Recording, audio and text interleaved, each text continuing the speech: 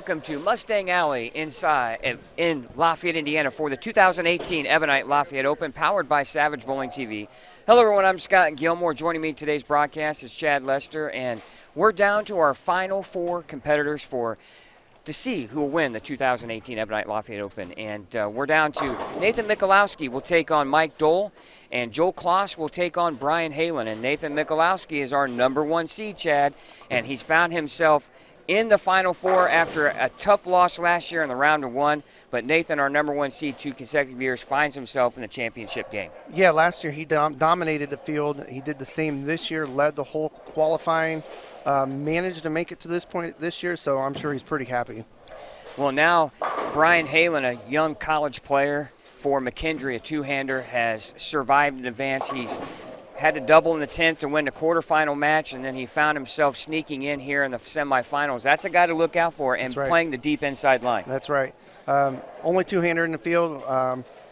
He could eat up the lane being the two-hander. We kind of saw that in the semifinal match, or quarterfinal match, that is. He did affect some players, I believe. Then we have two left-handers, Mike Dole and Joel Klaus. They're going to play probably the same part of the lane. Mike Dole might be the guy to watch here in this semifinal match against Nathan Michalowski. He had a great look in the semifinal, quarterfinal, taking out Jeff Fair. Look for both of those players maybe on the left side playing the same part. They could set themselves up for a final match head-to-head. That's right. Mike, if you watch him, he's got a real simple game, plays right down and in. Joel's the same way. It'll be interesting to see how their side develops as well, as they're not used to having two left-handers at a time on a pair.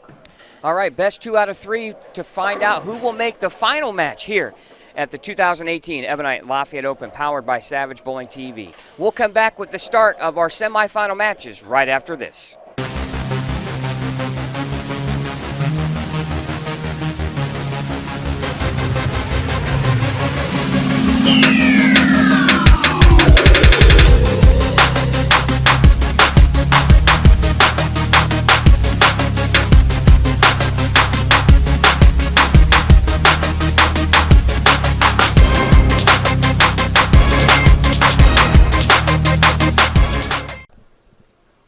All right, here we go. Match #1 underway here in semifinal round. Mike Dole.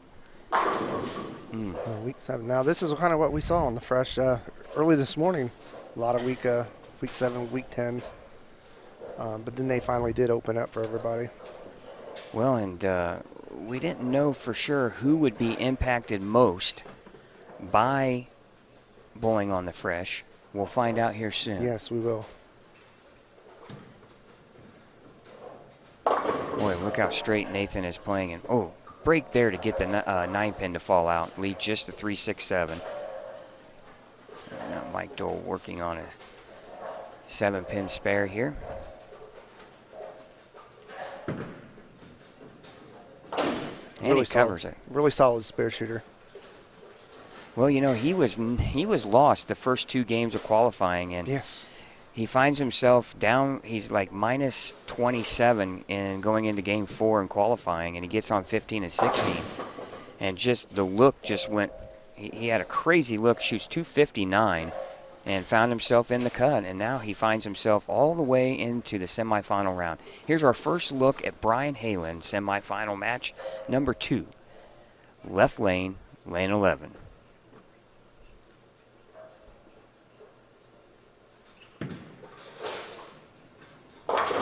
Comes in high, leaves just the 10-pin. I think nerves are having an effect right now. Pulling for a lot of money.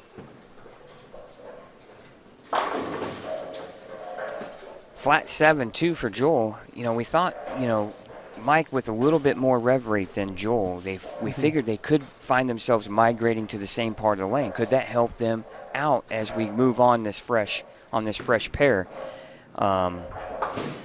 It was going to be interesting to see where Brian Halen played, because he had seemed to be 1 or 2 arrows left of every other right-hander on his pair. I'm not talking boards, arrows. Yeah, I think on the left side they could probably actually help each other out from the standpoint of breaking it down. And our look here in at Nathan Michalowski, number 1 seed here in the semifinal round. Boy, we're going to see a little bit of this until we get into the second game, I think. You know, we gave the players probably about 13 minutes of practice on the starting pair here on the championship pair. And guys were throwing a lot of dull stuff to try to open something up. Now Mike Dole, second frame. Great shot. Mike's really trying to stay behind the ball, get a lot of forward roll, get the ball to read a little earlier. That's what I was thinking. Looks like he was up the back of the ball. Good spare there from Nathan Michalowski. Quickly, as we move on here, want to thank our sponsors once again, Ebonite. Can't thank Dave Watkin and Brad Bridges enough here. We also want to thank Ace Fire Protection, Tim Seifers, Smith Drain Service, Schomer's Plumbing, Big Four Socks, and Awards Unlimited. Set it short again. Oh, it held. He didn't like that, I didn't think. Looked like he set it short. I thought it was going to go Brooklyn. I think he did too. If you're watching, we appreciate you staying with us all day long. We're down to 4 bowlers. They'll bowl the best 2 out of 3 here to get down to the semifinal round, or the final round, and then those 2 will bowl another best 2 out of 3, and the winner will advance to will win the championship and $2,500. Nice shot. I'm getting tongue twisted here, but I think it's because we've been here so long, and it's been such a long weekend, but it's been well worth it. Yes, it's been a lot of fun. At least he wrapped the 7 this time. It wasn't weak, so they're either making some adjustments or they're already starting to open up just a little bit.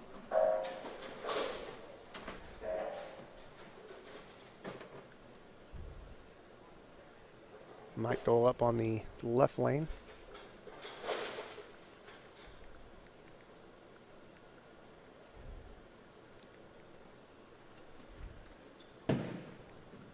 Ooh.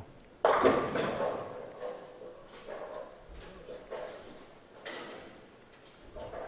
little bit high, left the 4-7.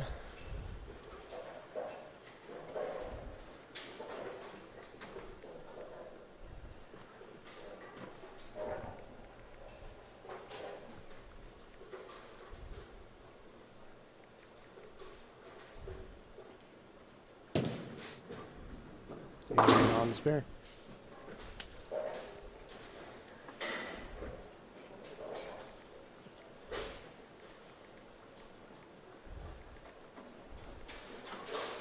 Two lefties, 2 righties on the in the final 4 this year.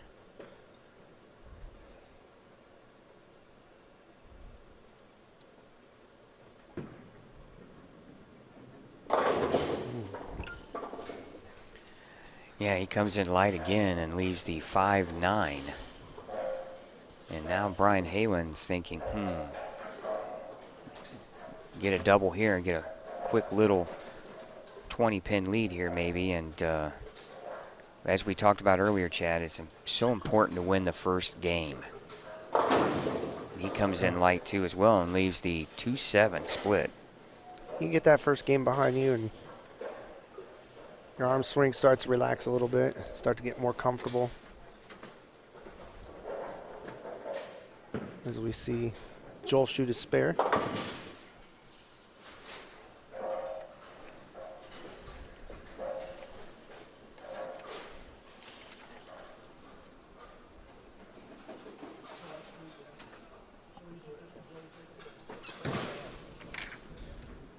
And good coverage there for Brian Halen. As we were talking about, posting on social media can take a lot of your attention away. I can hear your phone. You probably need to shut your sound off. Everybody else can hear it too. That's all right. Yeah. All At least you're doing your job. That ball gets away from Mike Dole. Looked like he set it down early.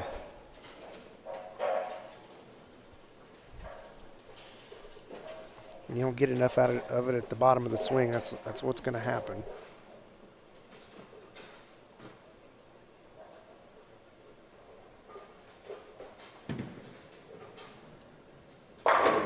Nice shot.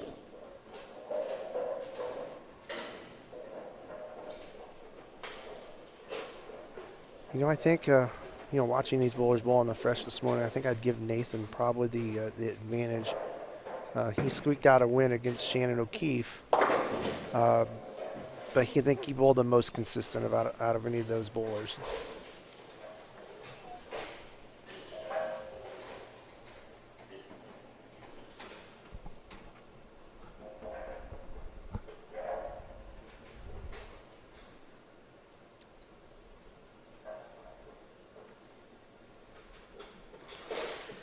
All right.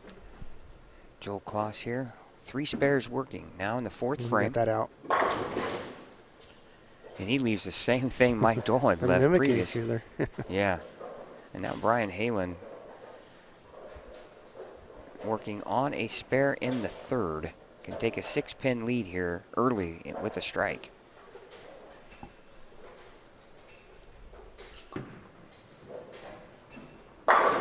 Oh, good shot there from Brian. Now, the interesting thing here is going to be Brian with a lot more rev rate, 2-hander. How much will he impact Nathan's look on this pair? That's what I was wondering. And if it does impact it, you could see possibly that giving maybe Mike a little bit of an advantage the longer this match goes, if Mike can get it to go 3 games. Because I think the left side will kind of stay where it's at. Here's Nathan Michalowski working on a double, 5th frame. Yeah, it looks good. I think he's probably got the most stable ball reaction right now. It's just a real throwback style and just real pretty to watch. Yeah, he definitely made this pattern look easy during qualifying. Let me tell you, it's not easy. Oh, Mike switched balls.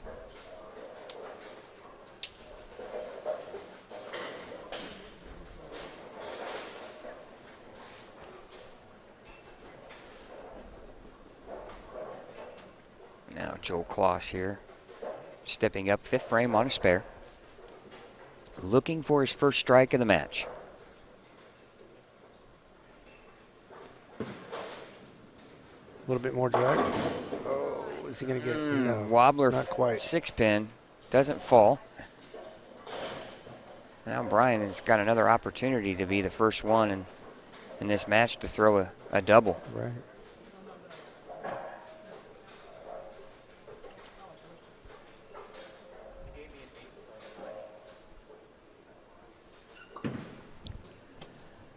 And we'll get a score correction here for Joel. Get for us.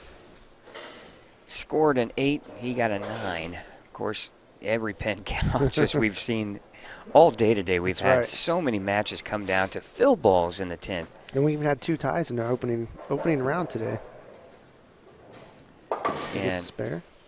Man, it's just been such a crazy day as far as drama and excitement and pressure.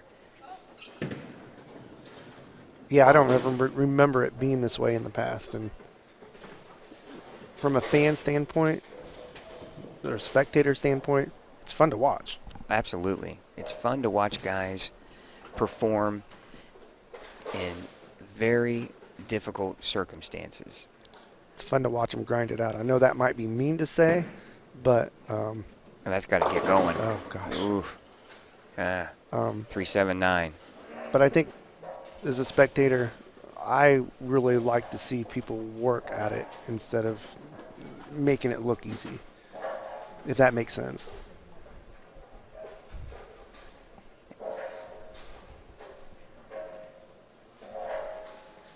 All right, Nathan Michalowski with 3-bagger working. Nice shot. I tell you what, Mike Dole needs to find something consistent, something quick. Nathan's look is fantastic right now. And even Jeff Fair said it in my conversation with him after his loss in the quarterfinal round to Mike Dole. He just said, I could not get my ball to do the same thing Nathan could get his ball to do. No, I mean, he's got such a unique role. It's almost perfect for this condition and for this, even the surface.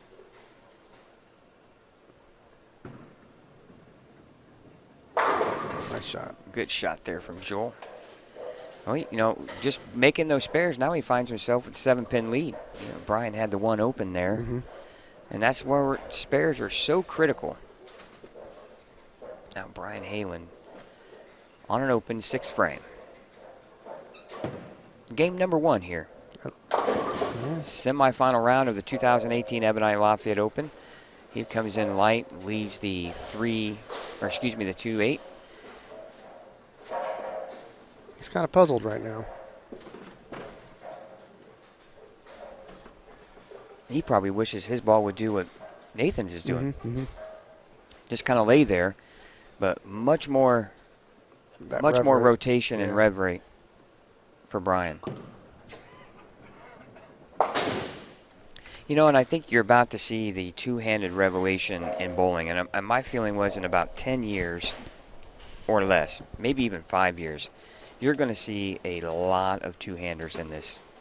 Oh, look at all the kids. Bowling. We do the high school state finals every year. We've done it for the last 4 years now, and we see more and more of the two-handed younger players in like high school age. And I think coaches are starting to embrace it. I was talking to Doug earlier, and he's been coaching a two-handed for the last 5 or 6 years, and I asked him, I said, is it any different? And he said, really, it's not. It's from a coaching standpoint. First chink in the armor there from Nathan Michalowski. Comes in light. That's the one thing. If he does miss right, his ball's not going to come back. However, he can keep it on line, and the ball seems to set up really nicely there. But first time he's really missed, and he didn't miss by much. Right. Let's see if he can make the spare here. It's good. Oh, I thought it was just going to wrinkle there at the last minute. Mike Dole has 105 in the 6th, and now Nathan's got 144. So a 28-pin, or excuse me, a 28-pin lead for Nathan Michalowski through 7 frames. And Brian Halen's he's just left and right now. Or if you're Joel Klaus, you really are thinking, I gotta. He's getting lucky right now. Yeah, I gotta make a move here.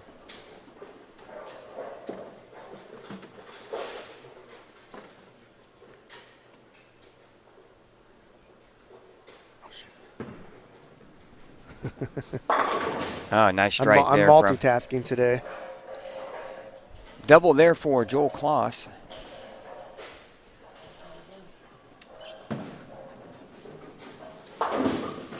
Good spare for Brian Halen, and he's got spare in the 7th. Now Mike Dole stepping up here in the 8th frame, working on a spare. He needs to get some mojo going here. Looking for a strike here in the 8th. Down 28. That looks good. Yeah, good shot. It was.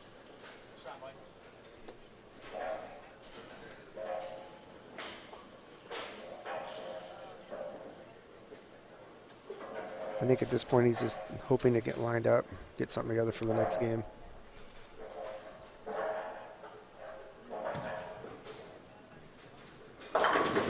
Well, he missed right, and the next one was left. So It's amazing how sometimes your mind can play tricks on you. You're just telling yourself, don't miss right, don't miss right. And then that arm swing starts going left, and thumb goes down, and that can happen so quickly. Just when you think he's under full control, just takes one shot to get in your mind. Oh, barely got that one. He needs to kind of regroup just a little bit. He's probably thinking, thank goodness that lane is only 59 feet and not 60. But now if you're Mike, right, you're thinking, okay, I can cut that lead down to 15 with another strike here in the 9th frame. But first, let's get to Brian Halen's shot, 8th frame, right lane. Got a little bit deeper. Oh, great shot. Yeah, Solid yeah, 10. Better ball reaction overall there. Now, see, that's going to impact Nathan. Mm-hmm. If he starts going They're left, crossing. Yeah. he's going to be crossing. Oh, Gosh, solid good 7. shot. Both great shots from each player.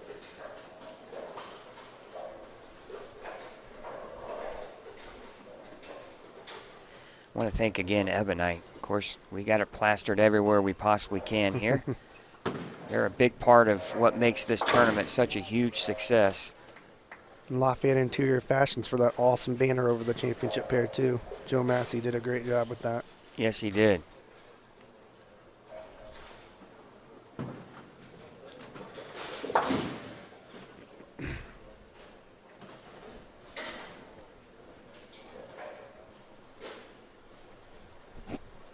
All right, see if Nathan can kind of regroup here after 2 errant shots.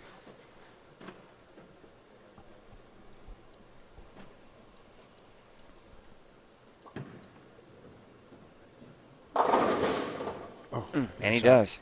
Light mixer, 7 falls late. But this Got to make is him feel a little bit better. far from over yet. Nathan's on a 2:13 pace. Mike Dole can strike out in the 9th and 10th for 2:15. Looks good. Oh! No, he liked it.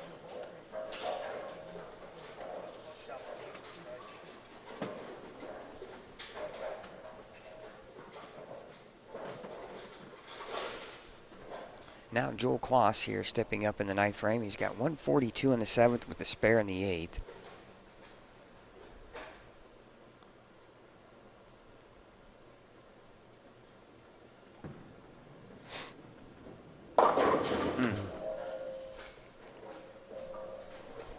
Got in right on that one off the hand, and luckily that just left the 2-4.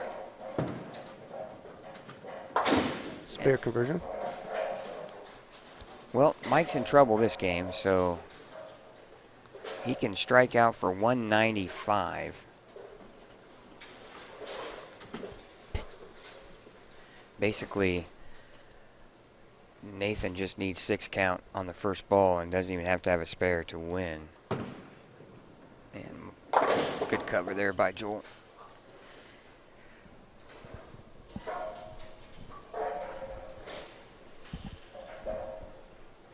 And now Brian Halen now in 9th frame. Crunch time now for Brian. He's got to get a strike here in the 9th in the foundation frame. Left lane. Oh. He's hitting the pocket now. He just needs to carry. Well, he had a wrapped 10 and now a flat 10. Right. Where before he was kind of all over the place, highlight. And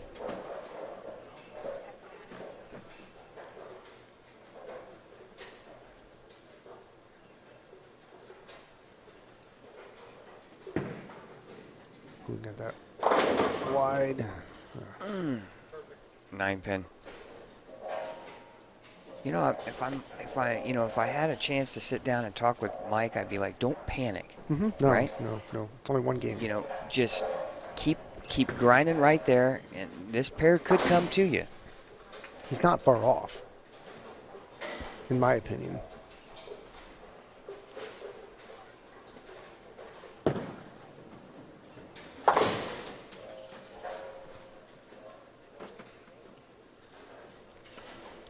I mean, he had the one bad shot where he's, split. Other than that, he's been right around the head pin. Yeah. You know, you got to figure out that sooner or later, one of those is going to carry for me. Maybe more than just one. And see, this is where I think they're starting to transition for Nathan. It's just not quite. He's not been around the pocket like he was in the beginning of the game. Well, we are right behind the bowler, so we're trying to be as quiet as we can here. Now Mike Dole fill ball. 2-pin, 3-pin.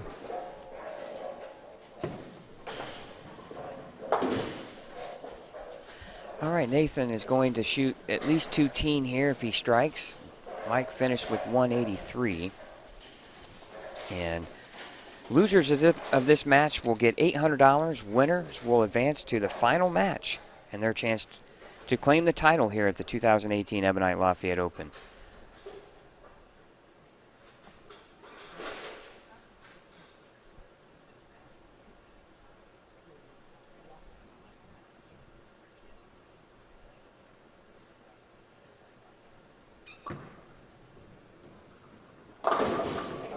Brian comes in light again, leaves a 2-pin, and he's just trying to figure out what the world this he's like, what's this pair trying to give me? Was he trying to find something else since he went back-to-back 10s? Is he pressing a little bit hard to try to find that carry, you know? Right. 210 for Mike, or for Nathan. He wins game 1, but I don't know, that ball reaction is getting kind of shaky here. It is. I'm just wondering how much, trying to figure out how much Brian is impacting, because now instead of moving left of Nathan, Brian's almost right on top of him right now.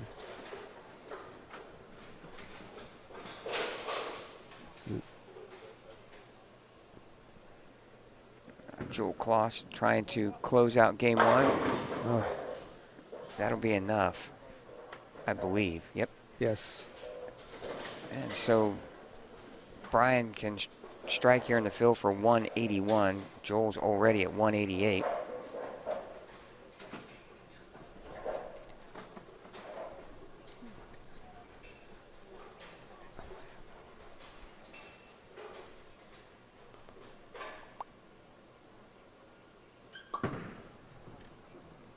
And that ball misses a head pin right. And interesting to see here that Brian's ball is having trouble making the turn, and Nathan's ball is reading a little on the early side.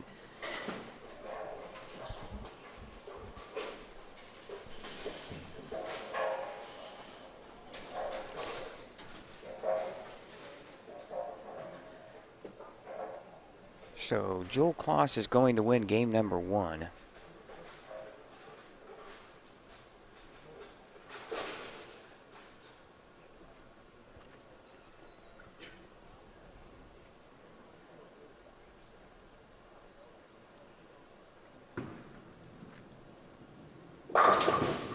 Joel Klaus with 7 count will shoot 196. So game 1 is in the books. Joel Klaus leads Brian Halen 1-0. Nathan leads Mike Dole 1-0. We'll be back with game number 2 of semifinal match number 1 right after this.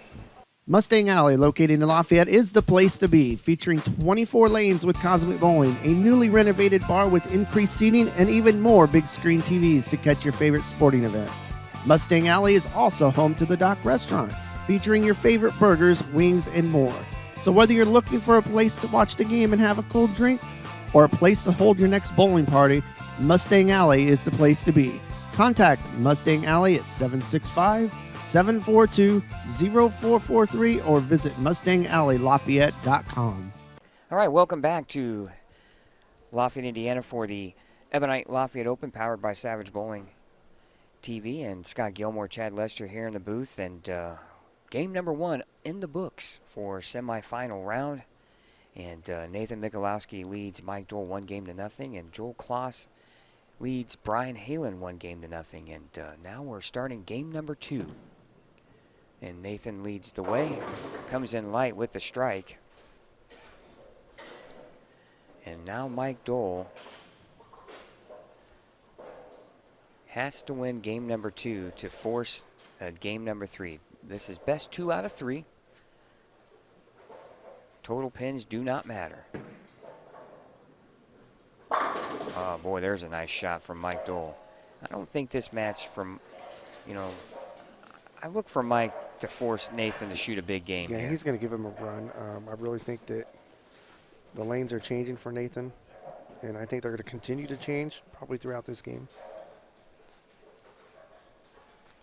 Well, and want to thank our sponsors, Ebonite, Ace Fire Protection, Tim Seifers, Big Four Socks, Smith Drain Service, Schomer's Plumbing, Awards Unlimited, and also the staff here in Mustang Alley. They've done a nice job hosting us this weekend. And Holly and Larry have made it very much like home. And 21 consecutive years here in this center for this tournament. And we're happy to be here.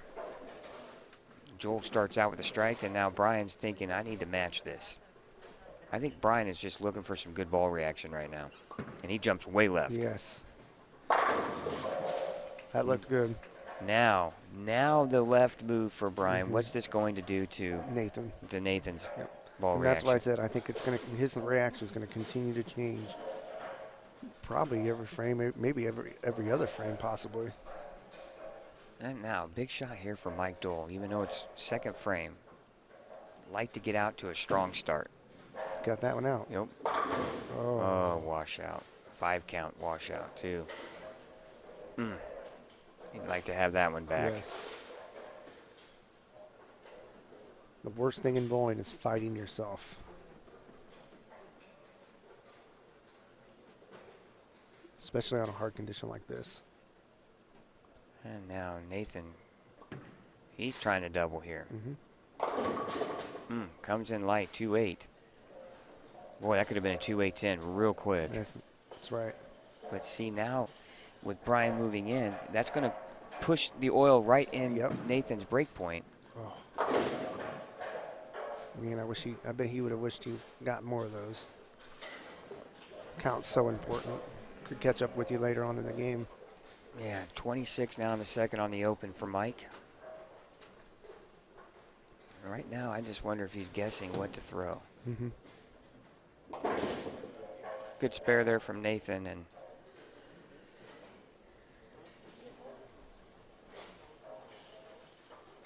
we have the two lefties talking to each other. I wonder if they're strategizing. Well, and we thought maybe they would help one another. We've yet to see it come to life. Now Mike's going to a different ball here.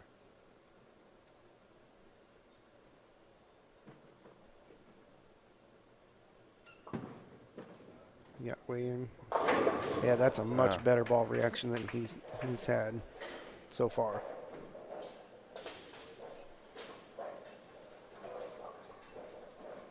Now let's see what Joel Klaus can do here. Can he match him? Oh, 6 count split. I don't think he expected that. The 4-6, 8-10. It's makeable. It is. You got to have a little luck, but it is makeable.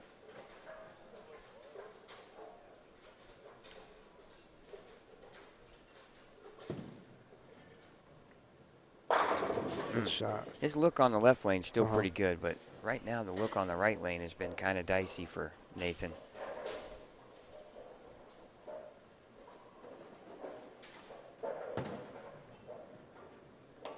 Well, got two the hard way.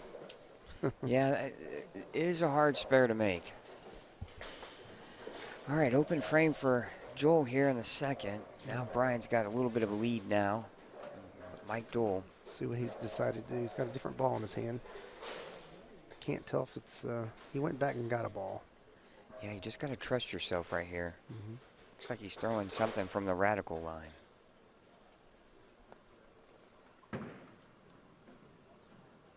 Ooh, wow, did that ball turn right. You can see it read early. And I can tell you right now, he does not want to move left or right. No. He's wanting to stay in that part of the lane. And that one caught him off guard.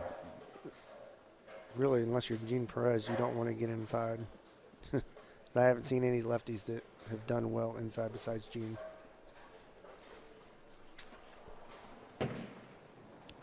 All right. On the spare. The problem is you got to find something quick because you'll run out of frames in a hurry. Yep, and he's got that open in there that has hurt him.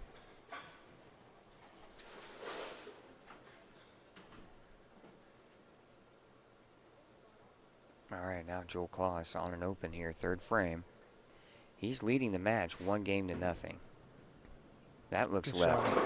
Oh. Yeah, looked like it was just a little left of where he might have wanted it. Comes in light, leaves just the 3-pin. Boy, if you're Nathan too, you're wanting to get up there and throw another one, right? Yep. You feel like you might have your opponent on the ropes. Make Joel squeeze the ball just a little bit more.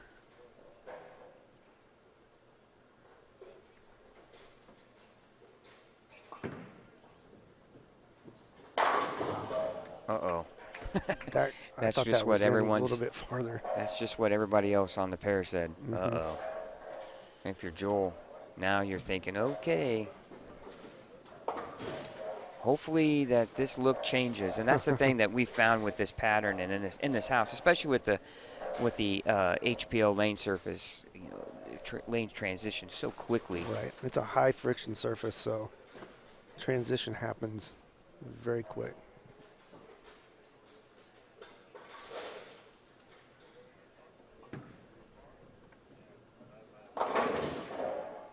Good adjustment there from Nathan. Leaves just the 7-pin, but he's got to be okay with that. He, you know, if he just keeps filling frames, Mike's got to throw a double somewhere to catch him. 14-pin game right now.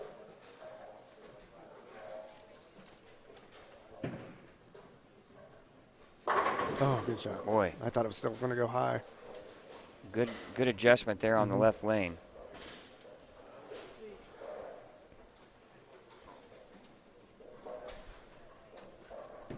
But at some point, Mike's got to force Nathan to throw strikes. Yeah. So that means Mike's got to throw some strikes. Yes, he's got automatically got to get 3 to make up for the open, if you look at it that way. Right, he's got to throw some in a row here to cut down that deficit. 14-pin lead right now. He can cut it to 4, but now let's get to Brian Halen, front 3.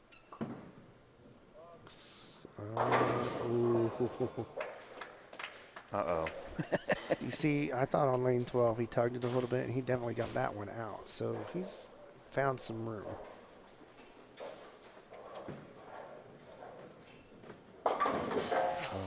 Oh. 4, 6, 10 for Joel Klaus. Right lane. And we got to look at something there. Mike just went high. He just went high. Is that lane drying out a little bit? yeah, you kind of wonder maybe if this lane is drying out a little for. Oh. Oh, how did that not hit the I know. 7? I thought it was just going to push it 4-pin danced all the way around it. But you wonder, remember Mike Dole's shot the frame before hooked up. Really early. Yes. So let's see what happens here. Let's see. I wonder if he maybe asked Joel there, was that a good shot? You know, obviously these guys are trying to learn from one another here. They're not bowling one another, so. Yeah, they would help each other out until they got to the championship, for sure. You know, we wondered after when Nathan was bowling Shannon O'Keefe in the first round, if getting by that, if he would relax and make a run, and he's done that. He has. He's still got one more match. He wants to get to the title match, that's for sure. Now Mike Dole on a strike, 5th frame. He likes it. Oh. Good shot. Boy, that was a good shot. Boy, just, I tell you, as a long-time bowler myself, and you as well, Chad, when guys make shots and execute at that level, it's just fun to watch. It is. It is. And he knew off his hand it was good because he started walking. And that's when you know Mike's throwing a good ball in his mind, as he starts walking right. Now Brian Halen, front 4, 5th frame. Commanding lead in game number 2. That one didn't come up. Lucky just to leave the 2.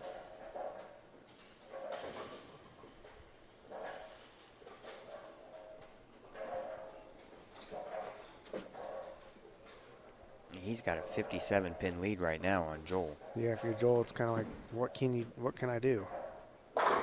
So you could start doing that. Right, and that's what he can. So that's all he can needs do. to do. Is hope for a mistake. Well, just keep the pocket in play. Yes. Don't let the lane get away from you. And like we said, just keep plugging away. Figure out what you got to do, and try to, you know in his mind, he's got game 3. Yeah. Brian's got to beat him this game.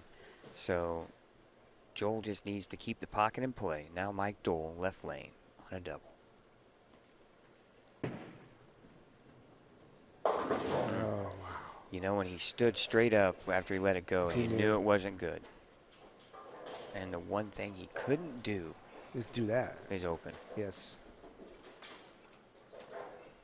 See if Nathan tries to capitalize on that.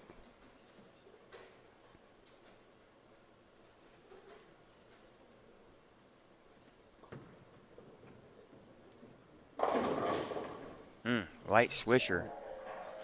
And that's going to put Nathan with 99 in the 5th with the strike in the 6th. And this would be an important spare if Mike can pull it off. He got it. Got Yes. a nice spare by Mike Dole. That's clutch. He needed that. Oh, does that change the complexion Yes, it of that does. game right there? Just a 7-pin game. Wow. And obviously advantage right now, Nathan, not only because he leads 1-0, but he's got a strike in the 6th, but momentum. That just kind of changes also, as Nathan probably thought he's going to get an open there. And Mike comes out with a great spare and trip sorry. So he switched 6-pin balls? for Joel Klaus. I don't know if he did or not. Yeah, he's got, that ball was dull. It was black. The other ball was a darker blue color, I thought.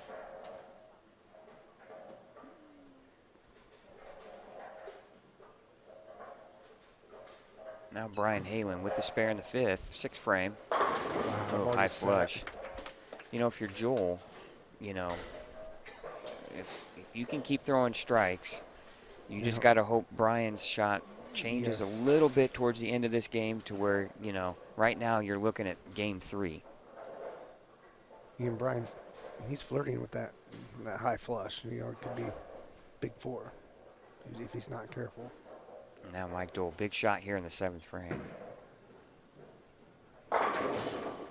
Ooh. Messenger comes in, but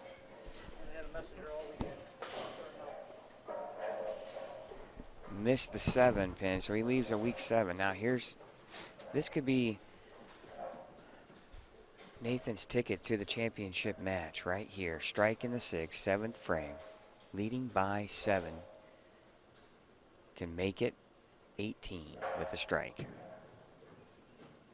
Uh-oh. Yeah, it Whoa. sounded like the ball hit the lane immediately, like he dropped it. Got it off his hand really early.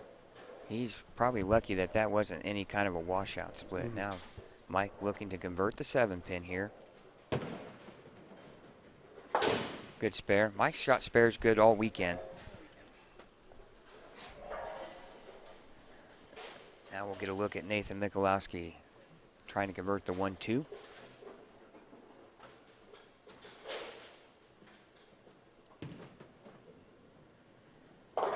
If you're tuning in, we appreciate it. We're in the semifinal match of the Ebonite Lafayette Open. Scott Gilmore, Chad Lester here in the booth, and right now, game 1 in the books from both. Nathan leads Mike 1-0. Joel Klaus leads Brian Halen 1-0. Now we're midway through game number 2.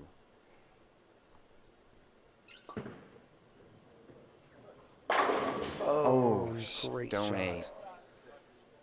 Well, Brian can be upset by that, but he still has a comfortable lead right now. And he's throwing good shots. Now a big shot for Joel here. Nice shot. You know what? Joel just told Brian that's, there's still 3 frames to go, right? So he cut that lead down drastically there with that unfortunate break for Brian Halen. He picks up the 8-pin. So right now, let's set it up here. Mike Dole needs to strike right here in the 8th. Just down 8 pins. Anybody's match here. Got it wide. 3-9. That's the thing when you're a bowler. It's like, okay, I missed just a skosh left. It doesn't come up. I pinch it a little bit in. It's through the face. So Just got to trust your arm swing. Now Nathan Michalowski, 8th frame. Oh, he comes in like. But he leaves the It's a little bit 2-7-8. than what Mike has. Now if you're Mike, just make the spare. Still a close game. Anybody's game right now. It is. He's got it. Got it. Good spare. All right. That Brian Halen match, Joel's got 112 in the 6th. It's down to 37. Joel can cut that down to 27 with a strike. Good spare there. And he's going to force Mike to figure out how to double again. Both players executing spares extremely well. Both have made some difficult shots. Both making split conversions. Now Brian Halen in the 8th frame working on a spare.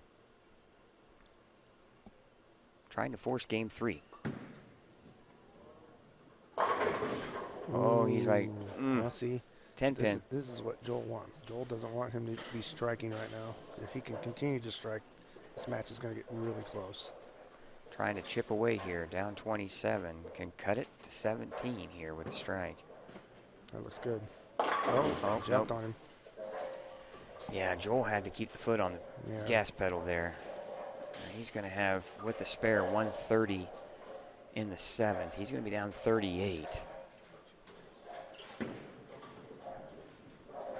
Okay, Brian Halen just needs to fill frames now at this point. Brian on a 228 pace. Joel Klaus with a spare here in the 8th. Can shoot 210, so he's going to need some help from Brian Halen if he wants to end this match after 2 games. Now Nathan Michalowski, 9th frame, crunch time. 7-pin match. Sounded good off his hand. Nice. And it high was. Flush. Mike Dole's going to have to match that. Yeah. If he strikes here, this one's going right down to the 10th frame.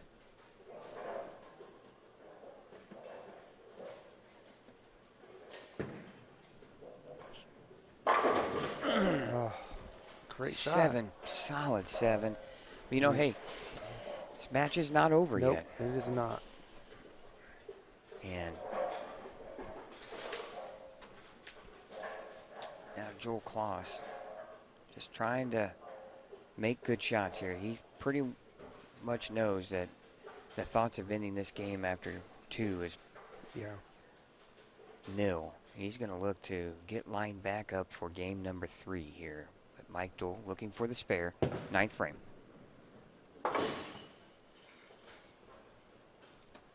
Covers. And now he's just got to hope that Nathan doesn't strike in the 10th. Light hit, leaves the 10. Really thought that maybe the left side could get really good based on where the 2 lefties were playing on this pair. It has not at all. And it hasn't. No.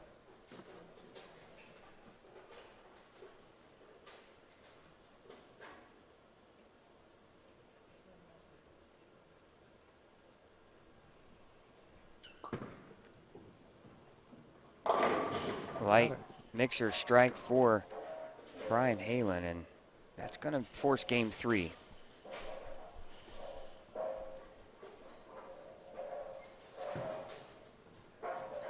Now, here it is for Nathan Michalowski. Right down to the 10th. A strike ends the game. Anything less, Mike Dole has a chance. 10th frame.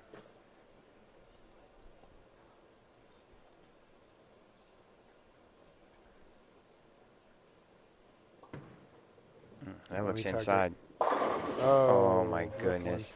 He got away with one. He knows it.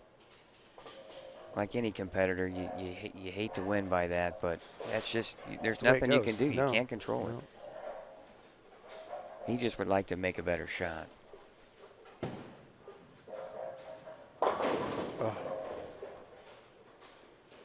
Well, and Mike had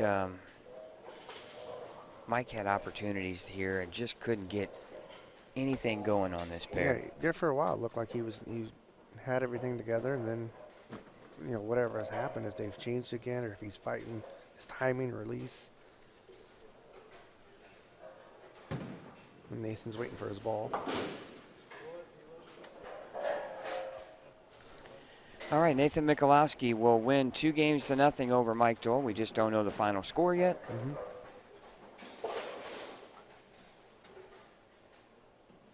But a wonderful showing for Mike Dole. He hasn't bowled in quite a few years. His schedule wouldn't allow him to participate. He finally had an opening.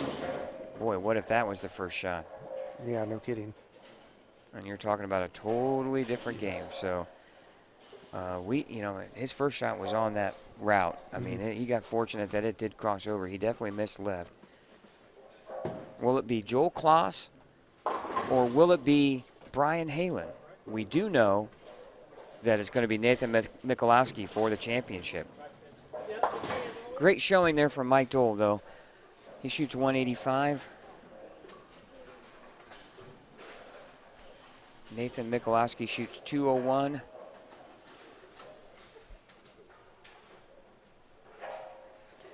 Still a solid weekend for Mike. He'll go home with $800 more in his pocket.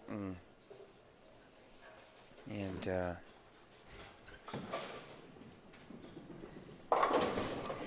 who sent that? Jared. Thanks, Jared Massey. Oh, boy. I tell you. Good shot there from Joel. I tell The you, this. power of social media. Yeah, I know.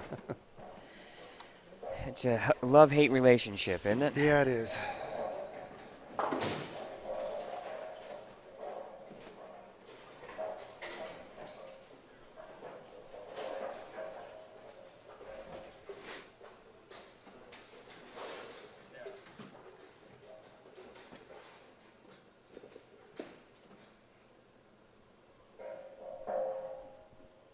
All right, as they finish up, they're going to bowl one more game for the right to go to the finals. Nathan will sit and watch and relax.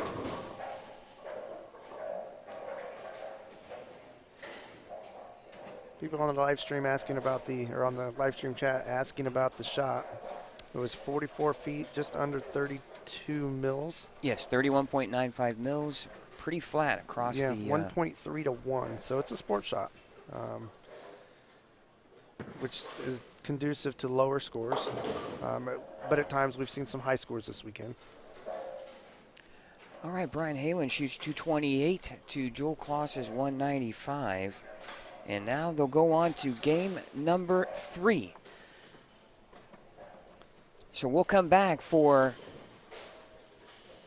semifinals number 2's final game of their best of 2 out of 3 match right after this short timeout.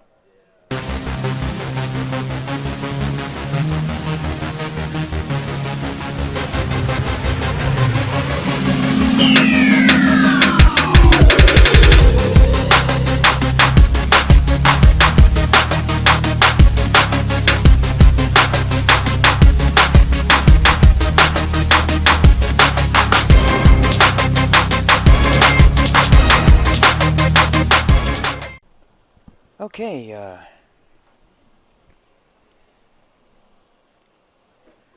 we're now down to the final game of the semifinal round here between Brian Halen and Joel Klaus.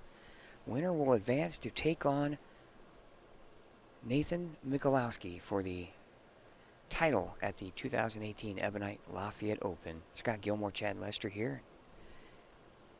Here's Brian Halen, frame number 1, left lane. It's good. Oh, throws the messenger. Nice way to start. Now Joel Klaus will take his turn, and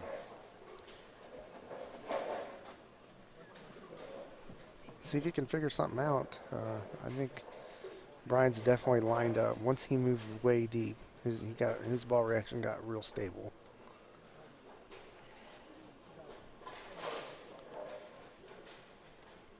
We're on lanes 11 and 12 here in the Mustang Alley in Lafayette. 24 lane center here. Good shot. Oh, Nice shot there by Joel. And this center's been around for quite a long time, and I've lost count. It's over 60 years. yeah. And the interesting thing is Holly, the proprietors here, Holly Shepard and Larry Jenkins, and Holly's been in this center for a long time as well, yes. off and on. She stepped away from it and now finds herself back in it, and we're excited to have her and Larry here as our host. Larry's put in a lot of time and effort in remodeling the interior. It looks wonderful. Redid the bar. Beautiful bar now. It's got a full-size restaurant, the dock inside, Yes, with very great good food. food. And if you're in the area and you'd like to come and hang out in a wonderful bowling center here in Lafayette, stop in to Mustang Alley here. Family-owned bowling center. You can't ask for more there. Heard the Doc's going to bring their pizza ovens in next week. And they have excellent pizza. Yeah, I'm looking forward to that. I bowl here on Wednesday nights. Yeah, and, I've never had their pizza. I've just heard a lot about it. I'll be on my menu here pretty soon. Oh, he chopped. Joel That chops the 7-pin wiggle. 2-4 off the 7, and open frame here, frame number 2. Winner will advance to the title match to take on our number 1 seed, Nathan Michalowski from Wisconsin. Back-to-back years as the number 1 seed. He lost in the first round last year to Joel Klaus, who's here in the semifinal round. Joel Klaus looking to have another shot at Nathan Michalowski in the title match. Sure, Nathan will be ready for some revenge if he gets there. Now Brian Halen, second frame. Strike working. Let's go. Wow. I don't know about you, but I saw you got the old sweater on now. It's kind of cooled down here a little bit, hasn't it? It's been cool all day. Well, Been cool all day. I when like my- to be comfortable. Right. Well, next year I'm going to have to get that. We need some long sleeves. Got to get some long sleeves in here, don't we? That's how it should be. It should be cold for the people watching, so it's comfortable for the bowlers. Want to also make some announcements. So we'll be on the road again coming up here at the first of the year on January 27th. We'll be at Championship Lanes for the Indiana State Masters. You can tune in for live coverage there of the finals as we crown another state champion in the Masters. Look forward to working with the state and Jeff Circle in that event. Another nice strike. shot. Yeah, working with Jeff with the Scratch Classic was a great experience. He does such a great job running his tournaments. Then we'll be right back in Anderson again in February for the next weekend, the first weekend of February for the Indiana State High School Finals. That'll be our 4th time, I think, broadcasting I think maybe the 5th. 4th or 5th broadcasting the high school Lost state count. finals. And then we'll be back once again in March for the Indiana State Queens from Championship Lanes in Anderson, too. So now Joel Klaus here, third frame. Light mixer couldn't carry the 10. And don't forget about May. We'll be back in Anderson for the middle school's state finals. Well, and defending champion of the state queens is Monica Hall Meal. She won in 2018, and TJ Schmidt won the state masters in 2017. So those are your defending champions in those respected events, and they'll be looking to defend their titles, and we'll be broadcasting all the match play finals. So subscribe to our YouTube page, Savage Bowling TV. We've mentioned before, Chad, we get to that magic number of 1,000 subscribers, and we're going to have some big-time giveaways. Yes. Share our page with your friends. Get them to, especially if they're bowlers, have them subscribe. I think we're just a little over 600 subscribers right now, so we're getting close. Yeah, and we'll have some giveaways. We'll give away some bowling balls, maybe a bag or two, who knows what. But subscribe to our YouTube page at Savage Bowling TV. We reached that 1,000 subscriber mark, and we're gonna give some people some freebies. Now Joel Klaus, fourth frame, working on a spare. Good shot. Good shot there from Joel, as you said, Chad and I.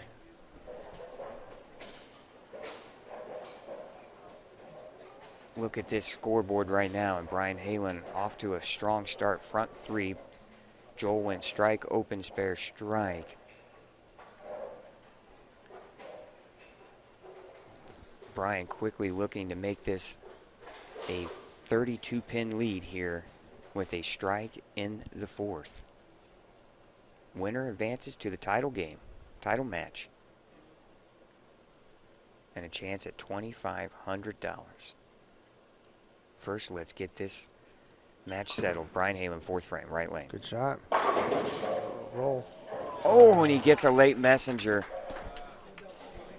Hey, that's why you put the revs on it, right? That's what I say. The two-hander sends so many more messengers than anybody else. I guarantee you, I know what my ball would have done there. It'd have been quitter. It'd have been a quitter 7. Yeah. There would have been no. I can't remember the last time I threw a messenger. Yeah, it's. When I do, I celebrate because it's a big deal. It is. Now Brian Halen can take a 42-pin lead here in the fourth frame. Or in the fifth frame, excuse me. Working on front 4. Left lane.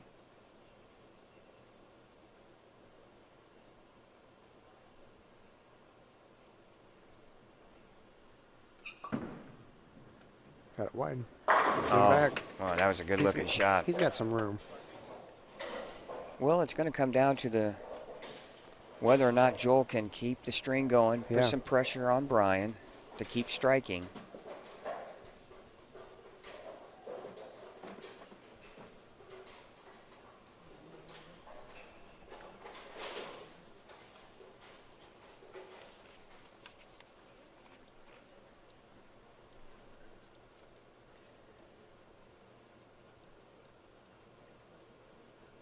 Fifth frame here, right lane, Joel Klaus, working on a strike. Oh, he got soft with it. Yeah. Just got a little soft with it.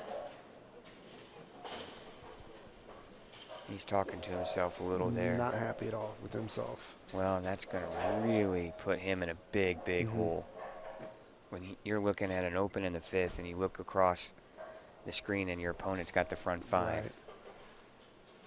The first thing that does is really relax Brian. Now, get 2 here. 2 means 4. Now, try to put the best shot out there you can in the 6th frame here. But anyway, Chad, it's been an exciting 21st edition of this event. I mean, we had some new faces: Ken Abner, Jeff Fair, Shannon O'Keefe. Matthew Farber comes back to bowl, but you know, Wesley Lowe and Cameron Doyle shows up for the first time. Matt Gazin, really just a lot of good players, and you know, you put these events on, and not because you want to brag about what you can do, but it's cool to see the appreciation in the bowlers' faces and words, and that's why you do it, and to promote the sport. Yeah, you do it. You don't do it for you personally. You do it for them. We're doing this for the bowlers. Because we know there's people wanting to bowl somewhere every weekend. You know, I feel we give them what they want: a hard shot, a good prize fund, well-run tournament. Well, and there's a lot of choices out there. There is a lot of options. Oh, just some air. A little rise smile there from Joel.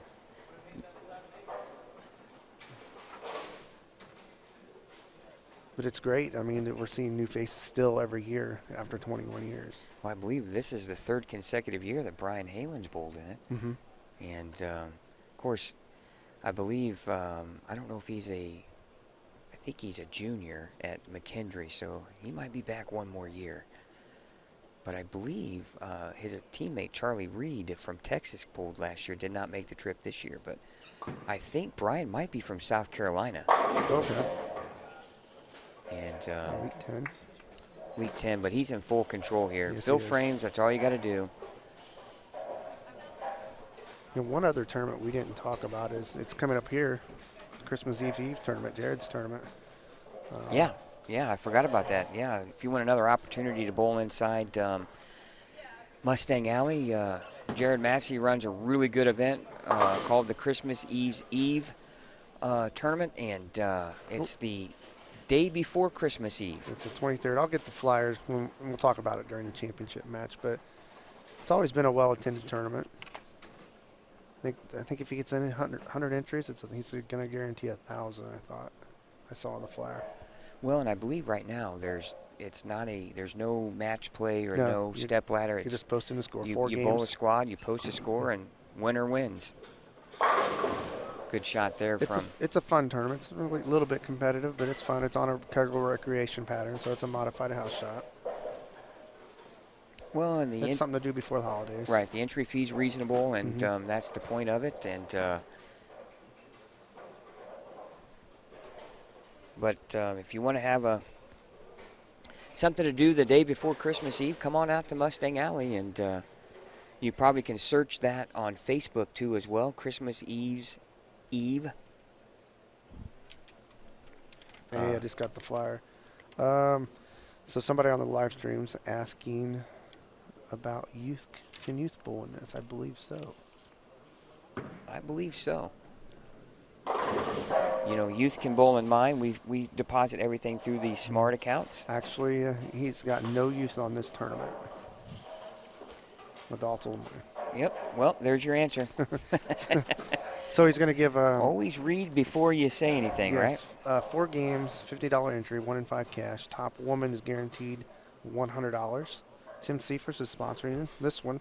He sponsors this tournament too. Tim does a great job promoting and endorsing and sponsoring local tournaments. And want to give a shout out to Tim Seifers. Had a little bit of a scare with his family. His dad, Denny, had to be admitted in the hospital because they weren't sure what was going on, and found out that he was having some kidney issues, and it was on some medication for something else that they thought might be dehydrating him. And luckily for them, 3 days later or so, Denny's out of the hospital, doing well, and we want to wish Tim's dad, Denny, all the best, and glad to see him on the road to a full and healthy recovery. And we'll see Tim later on here at the Christmas Eve event here at Mustang Alley that Jared will be running. Oh, yes. Knocks it over there in the 8th, but gave him a strike. Well, and yeah, the squad times for that tournament is noon, 3, and 6 that day. So come on out if you're looking for something to bowl. Plenty to bowl, especially start of the year. Next year you'll have our events that we'll be covering for the state, and you also, the first weekend in February, you'll have Jason Utchwall's Bradley Open in Louisville, Kentucky. I believe that pays $15,000 for first, if I remember correctly. So if you're looking for a really strong field to bowl in on a tough, demanding pattern, check out the Bradley Open. Jason would probably love to have you come down. That's sponsored by Hammer. Once again, Ebonite International does a fantastic job sponsoring and promoting events throughout the country, and we're glad to have Ebonite involved with the Lafayette Open here. And but if you're looking for another great event to bowl, check out the Bradley Open in Louisville, Kentucky. And you can search that tournament too as well on Facebook, and find out. They were doing some qualifiers to win an entry into it. I don't know if those are still going on or not, but I'm sure there's plenty of openings right now for the Bradley Open, and you can get a hold of Jason and ask him what it takes to enter. That's a strong field too as well. It's always been a popular tournament. And Joel, just trying to get out of the way, I think, at this yep. point.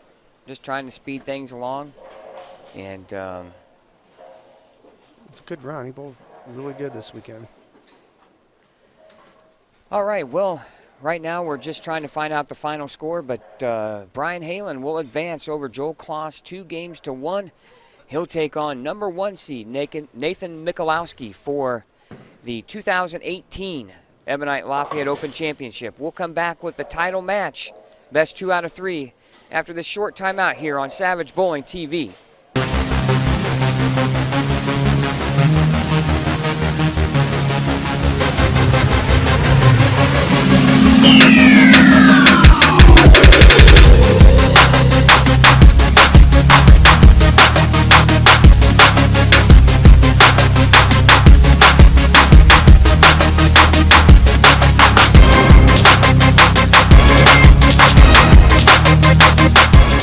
All right, welcome back to Mustang Alley here for the championship match of the 2018 Ebonite Lafayette Open.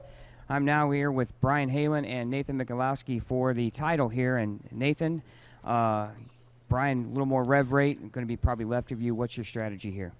Just make good shots. That's it? That's it. All right, we've heard it from Nathan here. Now, Brian, Nathan's going to be a little right of you. What's your game plan here to try to win this title? Just to keep it in play and make my spares. If I make good shots, I know it's going to be pretty good. So now, as the pair transitions, you see yourself moving left. Is that going to be the move for you? yes, it is. Mm-hmm. All right, Brian Halen, Nathan Michalowski for the title. We're going to find out who will win the 2018 Ebonite Lafayette Open. Back to you, Chad. All right, we're back here at the Lafayette Open. Chad Lester here. Scott Gilmore will be joining me in the booth momentarily when we're getting ready for the championship match. Best 2 out of 3. Best 2 out of 3. The winner walks away with $2,500 in the Crystal Trophy. $1,400 for second place. As they get the handshake, and we're about ready to go. Once again, I want to thank everybody for watching throughout the weekend. A lot of you that's been on the chat, it's been very much appreciated. You've been with us the whole weekend. All right, I'm back in the booth here, Chad, and Brian Halen's going to start this match off on the left lane. Best 2 out of 3 here. Winner will receive $2,500. Second, $1,400. No chump change for second place here. No. Almost $4,000 up for grabs here. Oh, great shot. Nice start there for Brian. We want to thank our sponsors once again. Ebonite, Ace Fire Protection, Tim Seifers, Big 4 Socks, Smith Drain Service, Shomer's Plumbing, and Awards Unlimited. Nathan up for his first shot.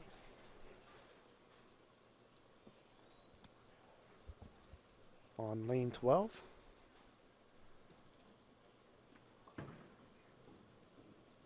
Looks pretty good. It's definitely the start he's looking for. Brian's, I think, is going to throw a lot of strikes during at least this game. It depends on how the lanes transition as far as what happens next. But every indication that we've been getting is Brian's going to throw strikes.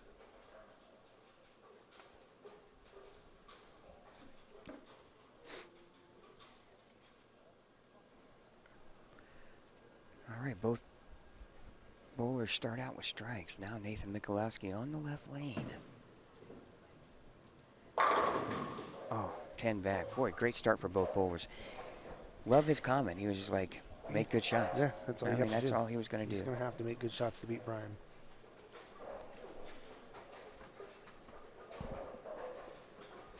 But both players are playing really deep. Well, and Nathan looked very confident in that interview there to start off the match, and Brian, I think he's very self-confident. Sometimes bowlers get a little, or people get a little nervous in front of the camera and the microphone in their face, but Nathan looked very confident, and Brian confident as well. And yeah, I think it's more with Nathan. He's just like, this is what I'm going to do. This is what I need to do.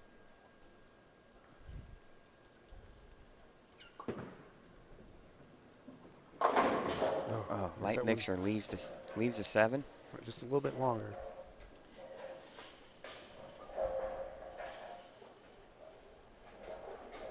Well, we had 2 left-handers and 2 right-handers in the semifinal round, and both left-handers The righties won. got knocked out. And, you know, we were worried that, I shouldn't say worried, we were wondering if the left side was good to begin with, you could have seen both left-handers in the finals. Yeah, very easily. I saw you talking to Mike. Did he have anything to say? Yeah, we would have loved to have had a chance to talk to him before we took our break, commercial break here, but just talked to him briefly, and he said, you know, the front's hooked. He said they hooked a little bit earlier than previous pairs. He said you moved right a little bit and it still hooked, but when I moved left, it hanged. Yeah. And so he really put him in a tough position, and he just didn't want to step in too far. No. Because then that's no place to be for you know, lefty, in my opinion on this. All right, Brian Halen working on a spare. Frame 3, final match here for the Ebonite Lafayette Open. Oh, is it going to fall? No. Good shot, though. 10 pin.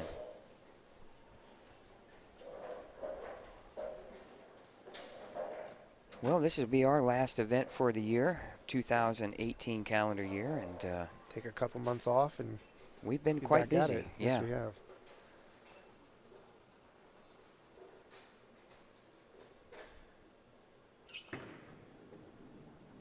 On the spare.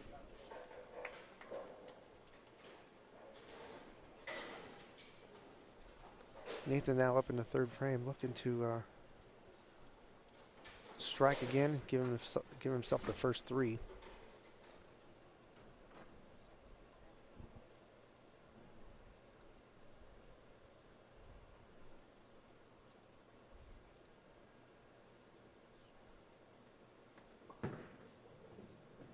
Got that one in. The hell, and he tripped 4. Oh, good start for Good Nathan. break.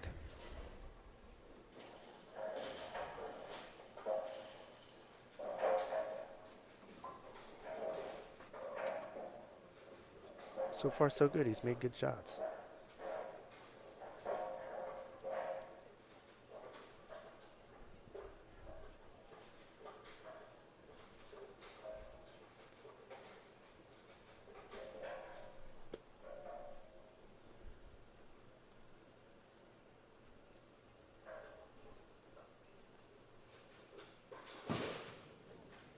We got that one wide.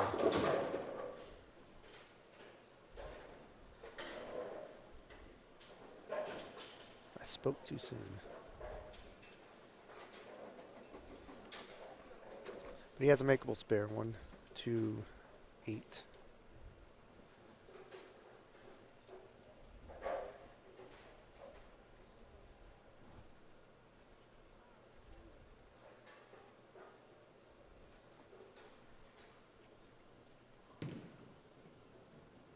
Well, at this point, you know, you just don't want to give your opponent any openings. No, not at all.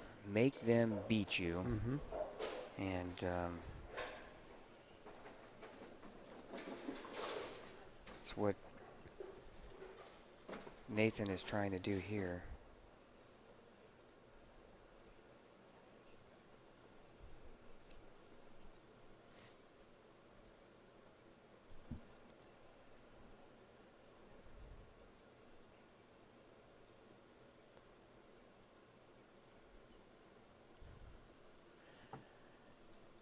Fourth frame.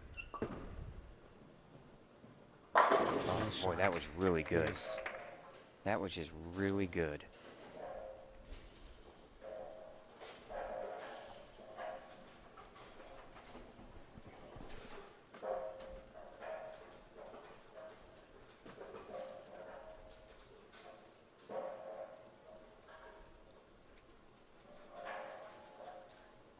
All right.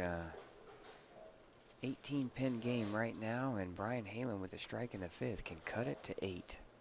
He's taking his time a little bit more here, this game so far. He's been very methodical all day. He's not going to get in a hurry.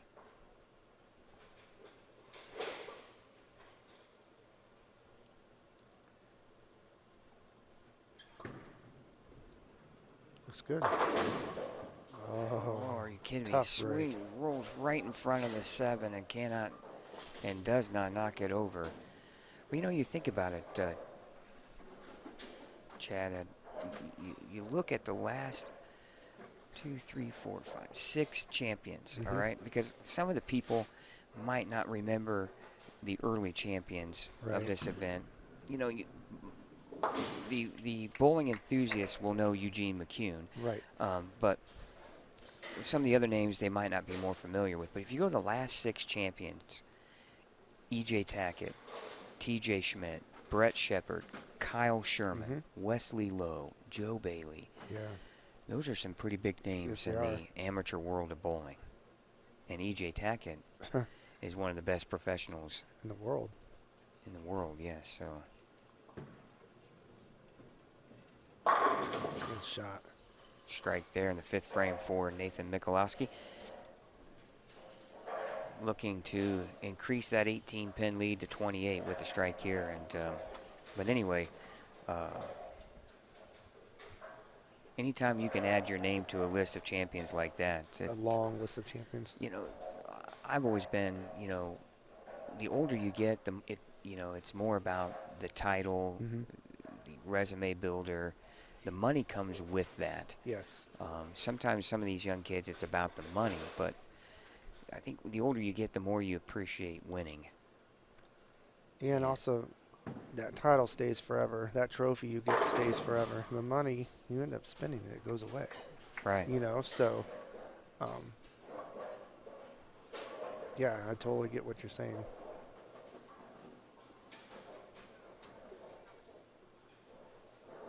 Oh, now Nathan does increase that lead to 28. Now Brian Halen needs to get a strike going here.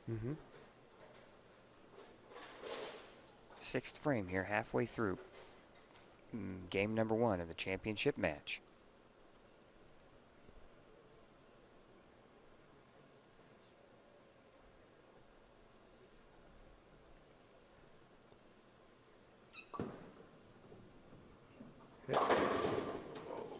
Boy, he hasn't got couple many bad breaks there. Yeah, hasn't got any luck going here so far. He's thrown some good shots. You know, I wish I had better record of history of this event because I was trying to figure out, I think possibly because the format has changed through the years. Oh, yeah. But since we've gone to this, I believe Mark Sullivan might have been the first one to win this new bracket format we've done. Oh, Brian. That's a shocker. And I think he thought it was going to hurt too. I don't know if we've had, is T.J. Schmidt maybe the only one that's won from the number 1 seed? That's what I was wondering too. I know T.J. was number 1. I know Kyle Sherman was way up there. Was Kyle Sherman number 1? I cannot remember. Because he shot 299 that year. He had a big set. I remember that. Yeah, Joe Bailey was 18 seed when he won last year. And I know Wesley Lowe was middle, I think was middle of the pack somewhere. Right. Yeah, Wesley was one of those bowlers that caught fire during match play and just kind of never looked back. Let's see, Kyle Sherman won in 15. For some reason, I do hold a lot of... Let's see, Brett Shepard was the 6th seed when he won in 2014. And Kyle Sherman was the number 1 seed. Yep. I knew there was one. He was the number 1 seed in 2015 and ran the table. He beat local product Mike Mann in the championship match that year. That was the year that Jeff Mann and Mike Mann met in the Elite 8, something like that, but they ended up bowling each other. Well, and you know, father-son. When you watched Kyle Sherman bowl, you just knew that this guy had a lot of potential. Now, Nathan trying to convert the 3-6-10. He does so. He made that pattern look really easy that year when nobody else was. I mean, he shot 299. I don't remember what his set was, but Didn't he shoot 800 for the last 3 games or something like that? It was way up there. I remember that. I don't know if anybody's putting numbers quite Yeah, like that but, up, I mean, but, it was a bunch. but he bowled real well. Yeah. And he was pretty much throwing urethane outside up the channel, up the gutter that year. Urethane That's kind of where, yeah. really wasn't in play that much this weekend. No. Oh, light mixer strike for Nathan in the 8th, and he's got a commanding lead right now. A couple people had a little bit of success with the urethane. Gene Perez was one of those. Wesley Lowe tried to make urethane work, and he just couldn't get it done. No. He bowled several squads and he could bowl a good game, but couldn't put consecutive games together. We want to thank those watching here on Savage Bowling TV on our YouTube channel. Scott Gilmore and Chad Lester once again in the broadcast booth tonight. Almost 3:30 here local time. Now Brian Halen working on a strike, 8th frame, needs to double. Looks good. Oh, it rolled out. Looked like it rolled out right at the pocket. You're wondering, quit. with a rev rate that he has, you're just surprised when he leaves a flat 10. Yes. I want to thank those watching. We will archive our show here on our YouTube channel. Again, we invite you to share our YouTube channel and become a subscriber. When we do hit that 1,000 subscriber mark, we will be doing some giveaways. We promise you that. I know last we checked, we were close to 600, so we need... Yeah, we're over 600 now, 628. Yeah, see, we're only 370 subscribers away from giving away some product.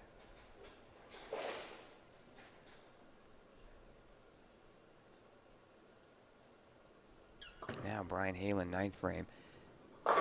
Here's the thing, if I'm Brian, he has the pocket within control, right? I don't think there's any reason to panic right now. No. You might not win this game, however, you got a good chance going in game 2.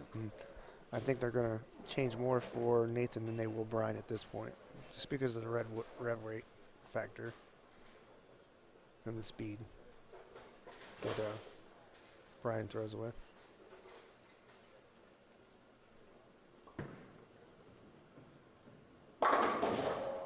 Good shot there from Nathan.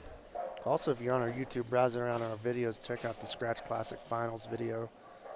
We were very fortunate to have Mike Albee join us in the booth, and awesome experience. Nice to listen to the stories and just get in his perspective. Well, it was a great time. There's a lot of history there with Mike, and yeah. It was fun listening to him talk about Bo Burton and Chris Schenkel, and he still has some close relationships from some past players like Bob Hanley, and that he says he talks to on a regular basis. And Mike was one of the best to ever lace him up in bowling, and one of the Triple Crown winners, and proud Hoosier, and still resides in Indiana and lives in Carmel. And said he's got a couple ice skating rinks now. Yeah, and that will. And he still said he makes his way up to Lafayette once in a while, and I'm sure we'll be crossing paths again with Mike, and we look forward maybe to getting him involved in some more of our live streams. All right, Nathan shoots 232. Good game there from Nathan. He'll win game number 1. But still, nothing to fear here if you're Brian Halen. He's been around the pocket the whole game, and not super worried yet. There's nothing to worry about. You got to hope that if I continue to put that many shots in the pocket, that some of those are going to carry. Yeah, this would be a whole different game if he would have carried a couple shots. And see, there's another. There's a double. So, I mean, you might have lost the battle, but you haven't lost the war. I'm wondering if he's not liking his reaction. He's going to try maybe a different ball here. Not a bad idea. It might be starting to tighten up down the lane.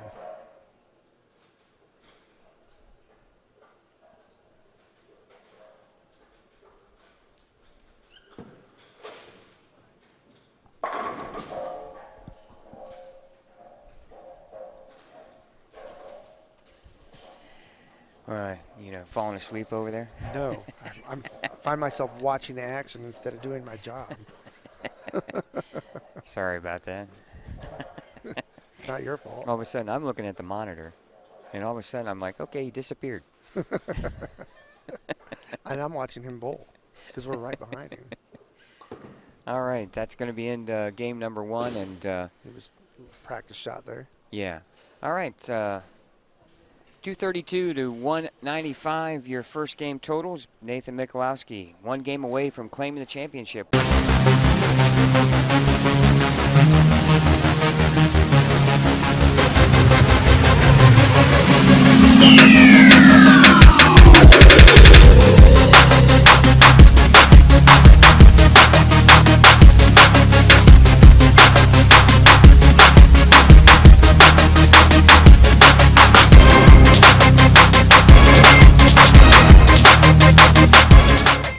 Back to the 2018 Ebonite Lafayette Open here. Scott Gilmore, Chad Lester bringing you the action this afternoon here. Game number 1 in the books. Now game number 2, Nathan Michalowski is 1 game away from claiming the championship this year, and we'll see what happens here as he begins game number 2 here on the left lane. I think we're in for a lot closer match than what we had previous game. Ooh, he comes in high. 4-7-10. Not the start you're looking for there. No. Well, should be by 4 o'clock. We're going to have a champion crowned here. After the conclusion of this match, we will, I shouldn't say after 4 because it could go 3 games. My apologies. Yeah, that's true. Best 2 out of 3 here. My apologies. At the conclusion of this match, we'll interview the champion with the trophy and prize money presentation, and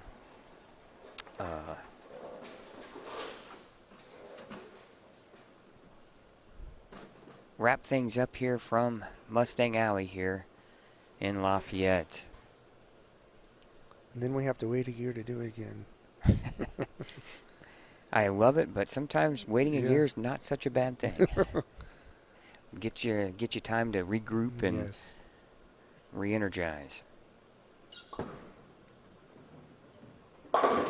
Oh, trip 4 there for Brian. He's got some of his college teammates here cheering him on here. You can kind of see him to the right of the Ebonite pop-up we have. Love to see that Ebonite stuff. We love to have them as a sponsor, presenting sponsor of this event. We try to get it plastered everywhere we can, and we thank them for that, and look forward to a long continued relationship with the fine people of Ebonite and Ebonite International. Now Brian Halen working on a strike, frame number 2, game number 2.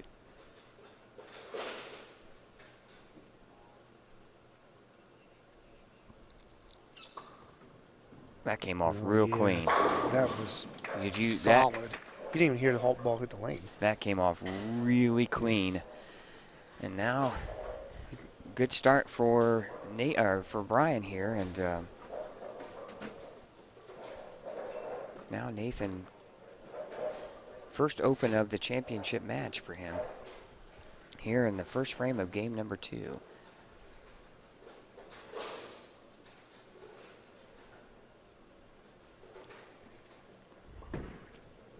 That looks inside. That was not a good shot. Fortunate right there that the 3-pin fell, leaving just the 6, 9, 10. And, speaking of Ebonite, boy, they've had a lot of success here on tour, with Andrew Anderson winning Player of the Year for under the Ebonite brand, but under the EBI umbrella. And then Shannon O'Keefe winning PWBA Player of the Year. I don't know how many times that's happened that the same umbrella has claimed both Player of the Year in the Women's Tour and the Men's Tour. Right. And then Don Barrett's showed a lot of success here, and Jacob Buttriff has been really, really good. And boy, the tour staff for EBI bowling really well. That just kind of shows you the quality of product coming out of Hopkinsville. We have a lot of options to choose from. Now Nathan working on a spare. Now all of a sudden, remember when he got into trouble, it was left and right. And, you know, you throw a bad shot, even though you tell yourself, don't worry about it, it's a bad shot. Yeah.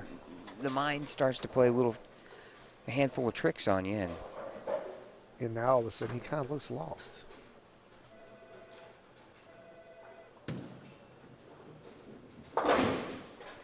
Speaking of the tour, I can't wait for the tour to start back up on Fox. I think that's a great thing for the tour. See bowling every week.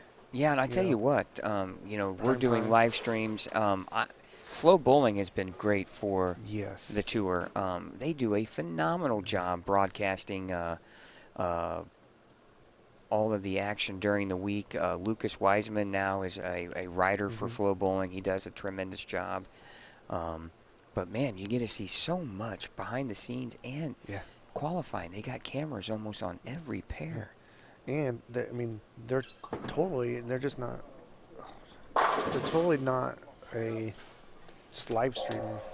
They're doing news articles and things like that now. Yeah. So it's really, they're just a news service. Well, and for them. you see bowler stories.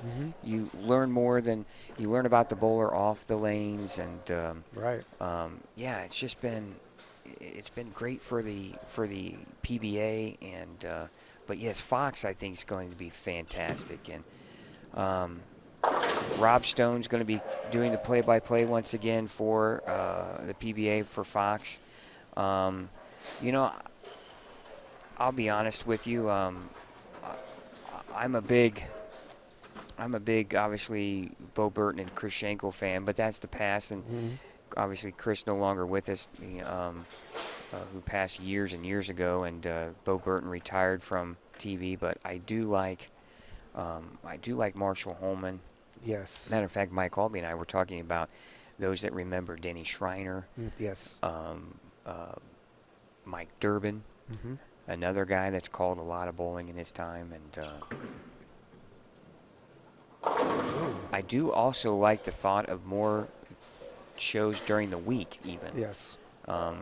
It's so hard to compete with college football and the NFL, and although bowling's ratings are fantastic for the time slots that ESPN had given them, I still think, boy, you do that during the week game or live finals. I'm really excited, and I like the fact that finally you have a company really giving the PBA the time and justice it deserves. Yeah, you know, the during the week shows seem to be working for the PWBA. You know, when they're in on season. CBS Sports Network. So, why not? I really thought, and I know Dave Lamont is not an employee of Fox Sports, but I sure do like Dave Lamont's presentation of the PBA. Someone that really likes the sport, cares about the sport. Right.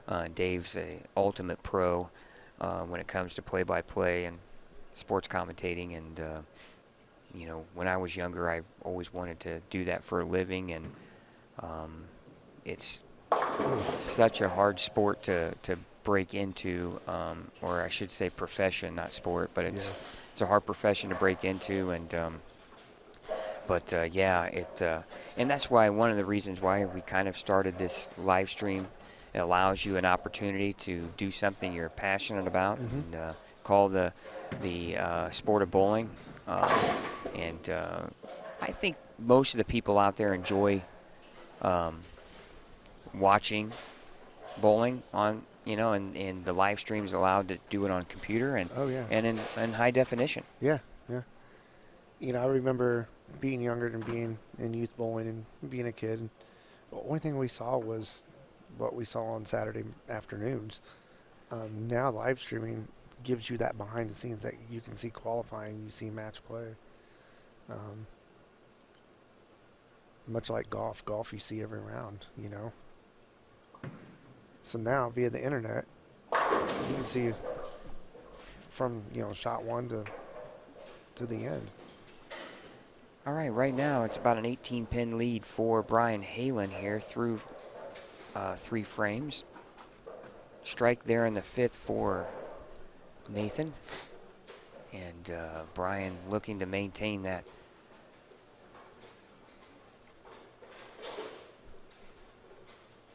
Lead here in the 4th, working in the 5th.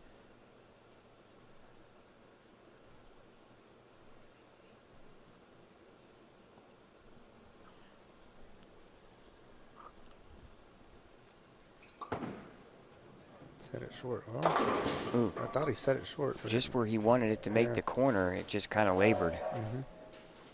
He left himself with a difficult spare. The 2-5, got to be careful. You can chop this in very easily. several different ways. Nobody. Something else that somebody just mentioned on the chat. It was Chris Barnes in the booth. Yeah, I think pretty Chris decent. does a great job with it. It'll be interesting to see if Chris decides to go that direction. You know, obviously Chris is I think he's about 48 years of age, so he's a couple years away from the senior tour. And I imagine you'll see Chris bowl quite a bit of the senior tour. I'm sure he's not ready to hang up the shoes yet. Yes.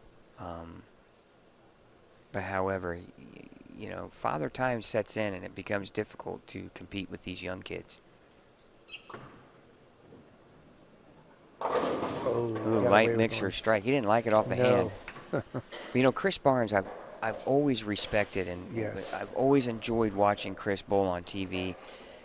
Chris is probably considered one of the more technically sound players of our generation and could do so many different things with the bowling ball. And unfortunately for him, he's just hasn't been able to get over that hump as he's climbed into his later 40s here. Now Nathan Michalowski here in the 6th frame working on a strike.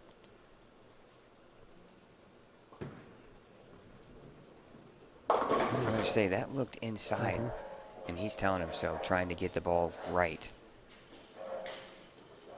He's fortunate to leave just a 3.67, but what I find so interesting is from game to game things change. Just when you think somebody's locked in, the next game they struggle. It's just shows you how not only do the lanes change, but physically you change. Because and mentally. You're one game away from winning it all, or like Nathan is, you know, he sees the title within reach. Sometimes you put a little more pressure on yourself. Well, you can start thinking a little bit too far ahead. And that's one thing. I don't know if you ever read or Jason Belmonte's long post after one of the Masters tournaments in Green Bay, and where he caught himself for the first time in his career looking 2, 3, 4, 5 frames ahead. Yes. And he struggled that year. And we all know Jason Belmonte bowls good every year at the Masters. That's right. And it's a great learning lesson there for some of the young kids is we always look at what we could shoot rather than what we need to do each frame to get to that number. And it sounds so cliche-ish, but it is what it is. It's you got to stay in the now. Right. 5-pin here for Nathan. He converts, and now if you're Brian Halen, you're just wanting to fill frames. We'll see if Nathan will make a ball change here, maybe.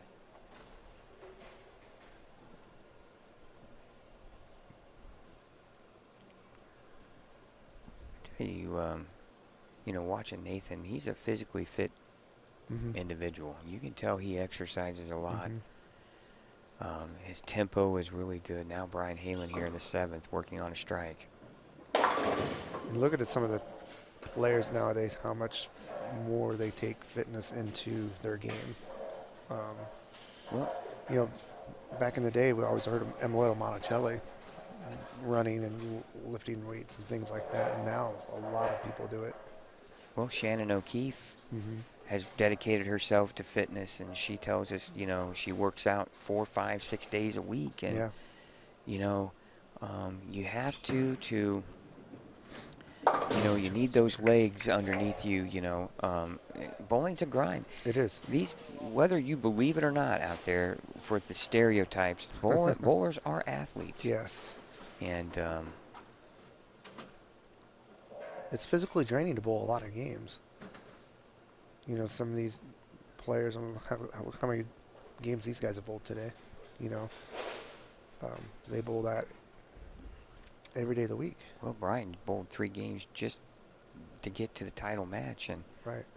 he had a 3-game match against Joe Bailey, and so he's probably into the 10, 11, 12 game range already. Mm-hmm. He doesn't like that. His last 2 shots were not good. Just when you thought he was making the right decisions, and now all of a sudden, a couple of loose shots here, opens in the 7th, and now the Nathan's right back 6-10 in it. here in the 8th, and now that allows Nathan to maybe work his way back into this game. All right, good spare. Nathan came back here and got another ball. Looks like he's switching to it. Well, you look at Nathan, slender, definitely physically fit gentleman, and he's got a very smooth game. Yeah.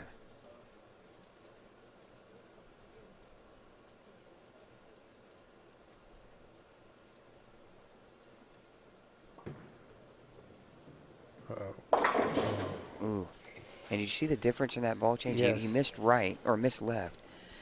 But the other ball would hook a little bit more on the back end. That ball just kind of stayed there, Yeah, and I right to think the if he had face. the other ball, he might have got away with the Brooklyn strike there. 6, 7, 10.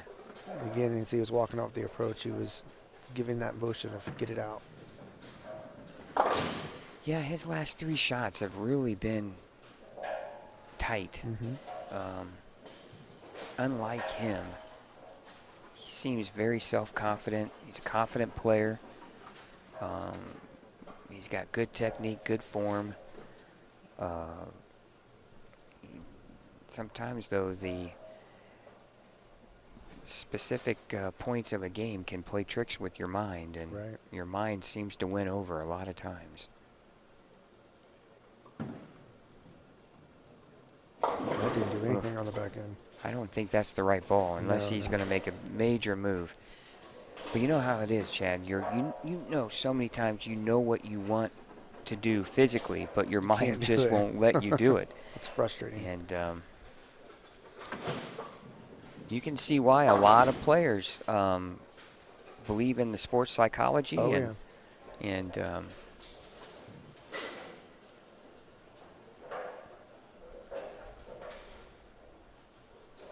now Brian Halen can take a little sigh of relief here and find himself now in the final game here of this match. They'll go to game 3. Nathan with the strikes out in the 10th. He only has 159. And Brian already at a 190 pace. A little bit more loft. Oof, boy, this could be an absolute Yeah. grind to finish this Yeah. out. Sometimes I wonder if you're two-handed, would you ever consider, like in Brian's situation, is going to something really weak and moving right and playing much Right. straighter and just throwing darts at the pocket? Yeah. You always wonder, would that ever come into mind? I would doubt he would ever do that, but sometimes, you remember when Jason Belmonte won his first tour title, they got really tricky, and he goes to a plastic ball and goes dead right up the gutter. Oh, yes. And end up beating Michael Fagan, I believe, in the title match that year. And sometimes you got to do whatever you got to do to win. Well, who was it who went to the backup ball over Yeah, the summer? Anthony Simonson. Yeah. that's definitely, I'm going to do what I want to have to do to score. I mean, he ended up winning that tournament, didn't he? Yeah. Yeah, that'll clinch. That strike there will clinch game number 2 for Brian Halen. And so we're going to go to a final game here, game number 3, to decide the champion of the 2018 Ebonite Lafayette Open. We'll be back for that deciding game here after this short timeout. Mustang Alley, located in Lafayette, is the place to be, featuring 24 lanes with Cosmic Bowling, a newly renovated bar with increased seating, and even more big screen TVs to catch your favorite sporting event. Mustang Alley is also home to the Dock Restaurant, featuring your favorite burgers, wings, and more. So whether you're looking for a place to watch the game and have a cold drink, or a place to hold your next bowling party, Mustang Alley is the place to be. Contact Mustang Alley at 765-742-0443 or visit MustangAlleyLafayette.com. Welcome back here to the 2018 Ebonite Lafayette Open. Scott Gilmore and Chad Lester here bringing you the action. We're now in our sudden death final game, game number 3 of our best 2 out of 3 between Brian Halen and Nathan Michalowski. Brian Halen shot 186 to win game number 2. And looking to parlay that in, and his first shot here goes high and leaves the 310. And Nathan really struggled. I believe he only shot like 136 game 2. He was trying to find some reaction. Obviously, he wasn't trying to make spares, but he was trying to find some kind of ball reaction.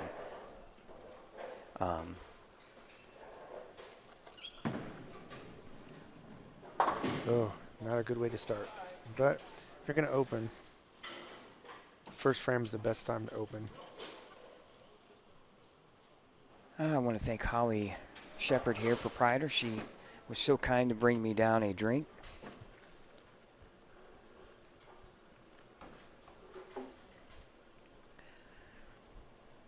Would have been nice with a plate of sliders. Now, Nathan, his first shot. Oh, does it trip it? Yes. 4 into the 9 for a strike. I think, you know, if you're Nathan right now, is you got to decide on whatever you decide at the start of that game, you got to stick with it. Right. Because, and go back to what you told me at the start of this match. Just make good shots and trust your ball decision and just know where you got to throw it and just try to throw it there every time. And he's been struggling with that. You know, we saw a couple frames last game where he was telling himself, get it out, get it out. Looked like he went back to that other ball, though, too. Yeah, I didn't think the ball he switched to at the end of that game was very good. It just... It didn't do anything. Yeah, it didn't do anything down lane. And, again, just trust yourself to make the best shot possible. Now Brian Halen, after that open in the first, is looking to get back in play here.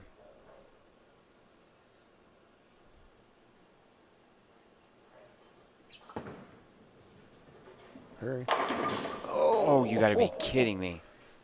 How in the world does the 6-pin stand up? And it spun around at least halfway. Jeez. He's just got to put that behind him and pick it up.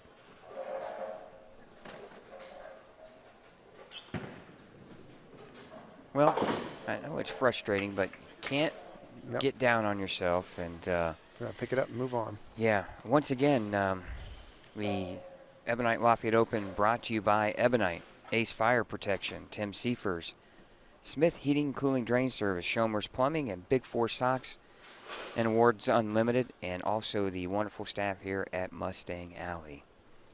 Winner will take home $2,500 and the beautiful Crystal Trophy, courtesy of Awards Unlimited. Loser will take home a cool $1,400. No chump change here. Third frame. Good shot. Great shot. As we move on, I would like to send well wishes to someone we've been thinking about for a long time here, and a good friend of mine. Back in October, Mike Lowering lost his battle with cancer, and want to send our well wishes to Adrian Lowering and their 3 wonderful young girls. Michael was a bowler for Central Missouri State, was a teammate for us for USBCs for numerous years, and Mike was a Cardinals fan, and I was a Cubs fan, so we used to kind of go back and forth at it, but Mike there on your screen to the right was a wonderful person. Never met anyone nicer than Mike Lowering, and we've been thinking about Adrian and the girls, and but Mike lost his battle with cancer and at such a young age, just 38.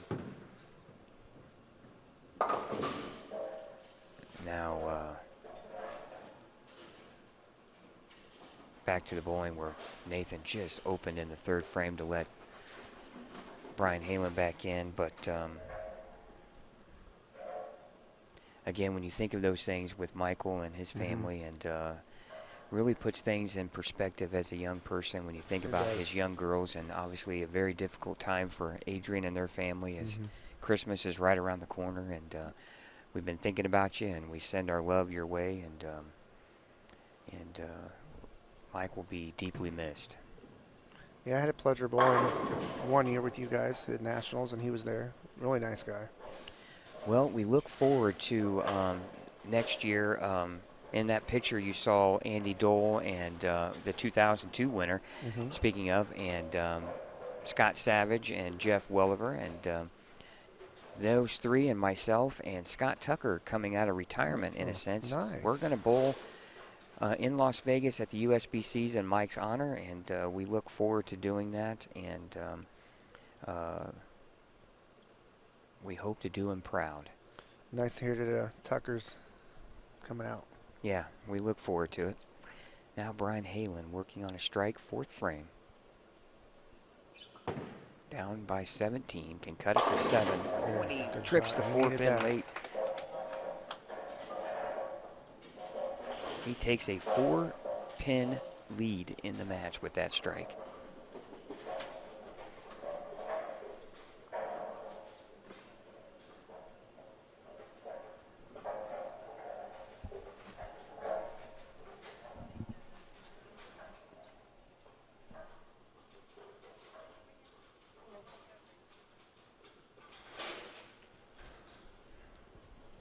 Takes a deep breath.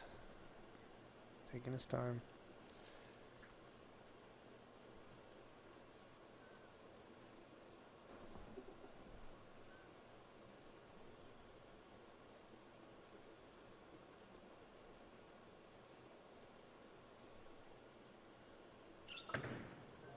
Oh, he didn't like it. 3-10 again.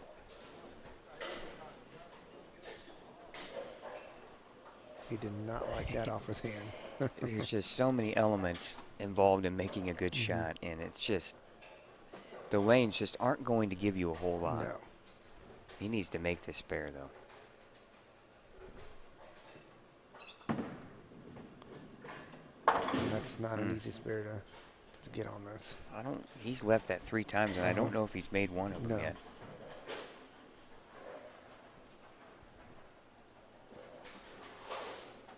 Now, all of a sudden, the tide has turned here as Nathan can take the lead back here in the 5th frame.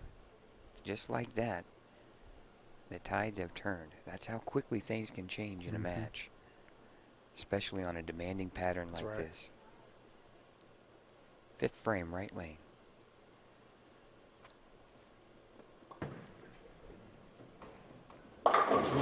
Comes up high. Fortunate just to leave a 10-pin on that.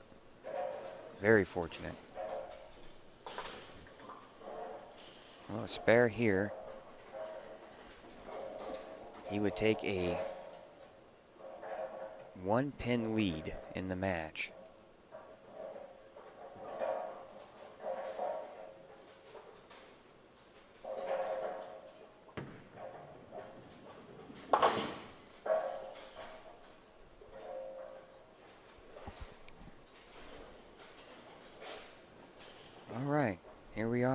Sixth frame, halfway done with this match. Anybody's ball game right now. Nathan working on a spare. Strike here. Could take an 11-pin lead.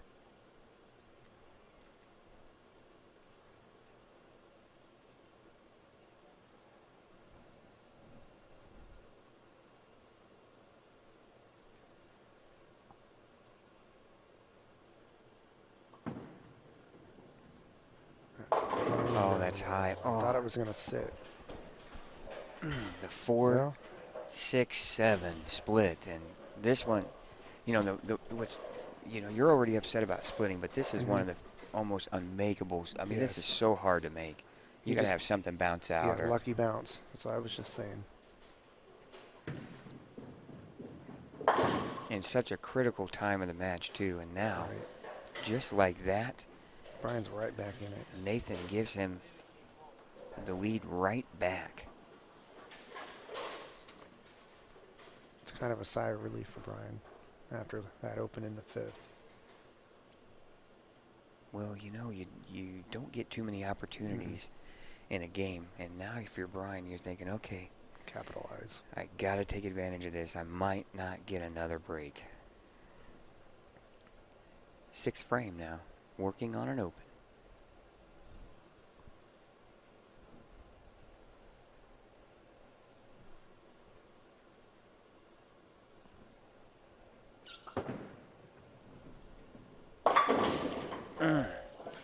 Very fortunate to get the 7 down late there and just leave the 6-10. And, you know, this match has really come to a grinding halt, hasn't it? You can tell you're in the late stages. This pair has really become tough. I don't think it's broken down quite like what you might have thought it would. No. And, of course, you know, one thing is this pair has sat all day. So that can have an impact too. They get a little bit more of the dirt settle in on the lane before it's used. It's going to change things quite a bit. All right, here we are. 4 frames left in the game. Both players through 6. 4-pin lead right now for Brian Halen.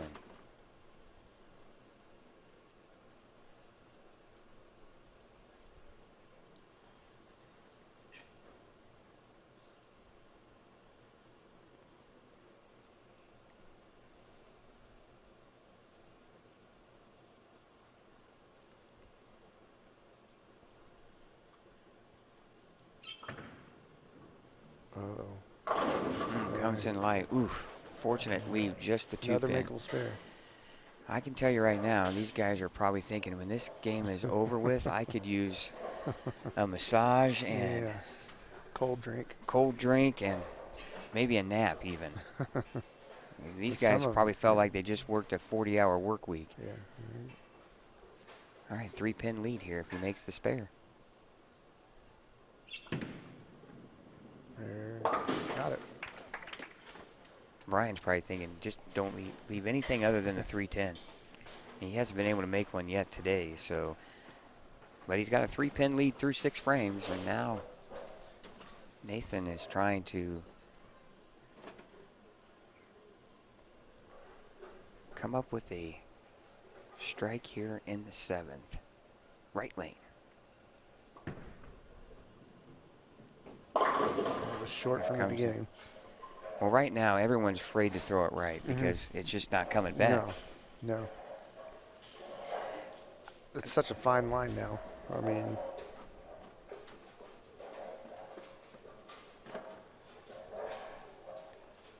just a little after 4 here in Eastern Standard Time in Lafayette from Mustang Alley here. Scott Gilmore, Chad Lester here on Savage Bowling TV, bringing you all the live coverage for the 2018 Ebonite Lafayette Open. We're down to our final 3 frames here in our title match. We're tied at 1 apiece. It's a 3-pin game between Nathan Michalowski and Brian Halen. Brian with the advantage here. 8th frame left lane, working on a spare.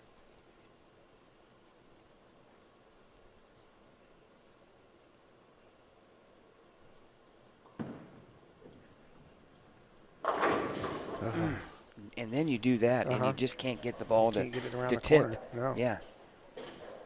You know, when you're watching this, you kind of wonder, can you just parallel everything to the right? But, you know, I've seen no No. right-hander play that line. No. It would be worth a try. But do you get more over-under by I doing bet that? that would be my guess. Because we saw Brian had that over-under in the beginning of, in the semifinals, and then that's when he made that big move inside. Well, sometimes, spares are a part of the game, Yeah. and there's nothing wrong with A spare shooting grinding out contest. spares, and, people might be watching and say, man, I could do that. I could beat those guys, but you just don't realize how hard they are right now. Yeah, this is not an easy condition. I want to thank you for all that are watching. We enjoy the comments in the chat. If you feel free, you want to ask a question before we conclude our broadcast. Shout outs, whatever. Now, Brian Halen, 8th frame. That's short. Mm. Just gotta get it out. 5'9". Well, you know what you want to do, and sometimes you just can't do it. Your mind won't let you. Yeah.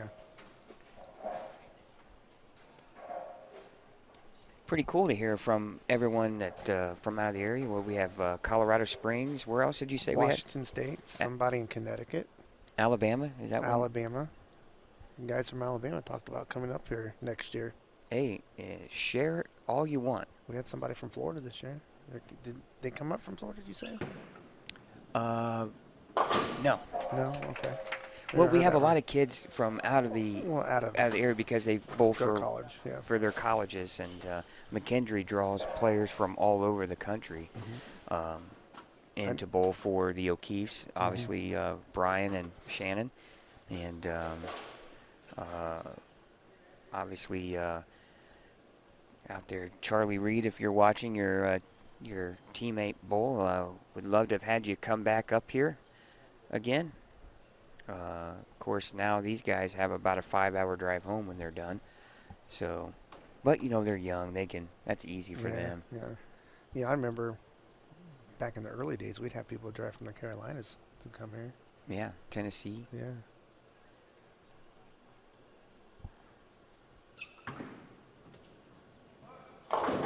Just didn't do anything. He's frustrating. Well, they just can't get a ball to hook No, down no. lane. It's just, but you know what? Here's what you got to do. You got to embrace it, right? Okay. And just shoot Hey, his spares. it's just as hard for him as it is for me. Mhm. Make my spare. 9 is a great count. Hopefully you get lucky and get a strike, Right. whether it's a Brooklyn or whatever. Yeah. At this point, you got to take what you got. My dad back there in the back corner of the shot. If Chad switches it, Nope. Well, I clicked the mouse button, and then sometimes it goes twice. So then now you see him, now you don't. yeah. All right. Well, I just love the Ebonite background so much. Well, they do look nice. They do. I like these. Trying to A figure whole out lot. if I have to give him back to Brad Bridges. I don't know. We'll see. I'm sure he'll want him back. Anyway, now we go in the 9th frame here. Strike here would cut this to a 1-pin game. Charlie Reed says he's coming next year. Oh, so we got it. I wondered if he was watching. Well, we look forward to having you back. Greg Young's on. Matter of fact, Charlie, we had 2 left-handers in the semifinals. So. And Charlie's had quite a bit of success here in the past as well. Yes, he has. We'll look forward to seeing him coming back next year. Well, that better. Oh my goodness. You see the ball squirt right? Oh my goodness. It And looked like it was going to hook, and it didn't. And boy, These aren't easy, folks. You feel for Nathan right now. Gosh. It's not over yet, though. Mm-mm. Right now, Brian is on a 181 pace. Nathan can strike out in the 10th for a 178. But man, That was a bad break. I would call it a bad break. That was Yeah. just a major mistake. He thought it was going to hook. And then sure enough, He look what strikes. happened. Strikes in the It's the first strike we've seen in a while out of either one of these guys. well, and you're thinking to yourself, you know, right there, you're 159 in the ninth frame, and you know you get a double there, and you force Brian to double himself, and That's right. yeah, boy. Now, if you're Brian Halen, you just can't get the cart before the horse. You got to take your time. And now, but a big shot here for Nathan.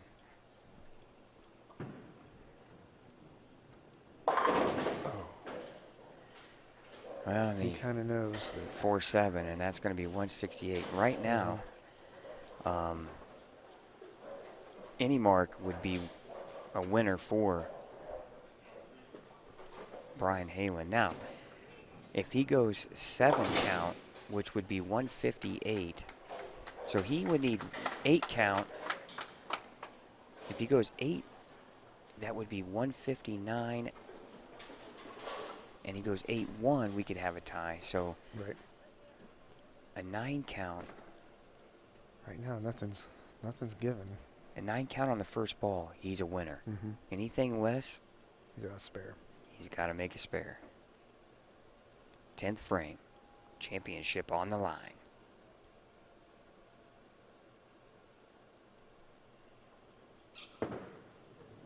That's good. That's a Oh, winner. there's your winner, folks. Brian Halen strikes the first ball in the 10th to seal the deal, and what a Great clutch shot. shot there Yes. from Brian Halen. You were wondering how that was going to come off because they haven't really shots haven't looked good here lately, and he buckled down and made an excellent shot there. Well, Keeping it on the lane now. what a clutch shot, because you could just see from both players it was a grind out there, and unfortunately for Nathan, you know, you missed that 3-pin there in the 10th or the 9th frame that cost him. But all right, your champion with a score of 180 to 168. Brian Halen defeats Nathan Michalowski to become your 2018 Ebonite Lafayette Open champion. We'll come back with the trophy and prize money presentation and our interview with the champion right after this short timeout.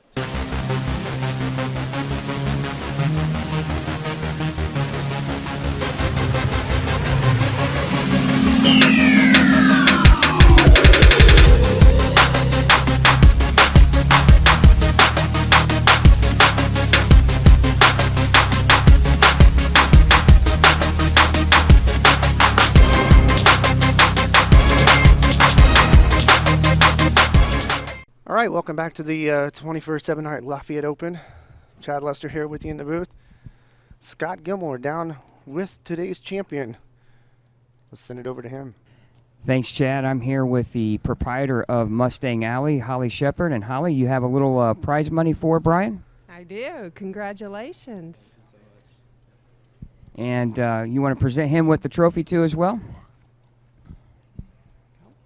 Yep. Congratulations again. All right, thanks, Holly. And Brian, finally, after a couple attempts here in this tournament to make it to match play, you run the ladder here into the finals. And, boy, the championship pair looked like a grind.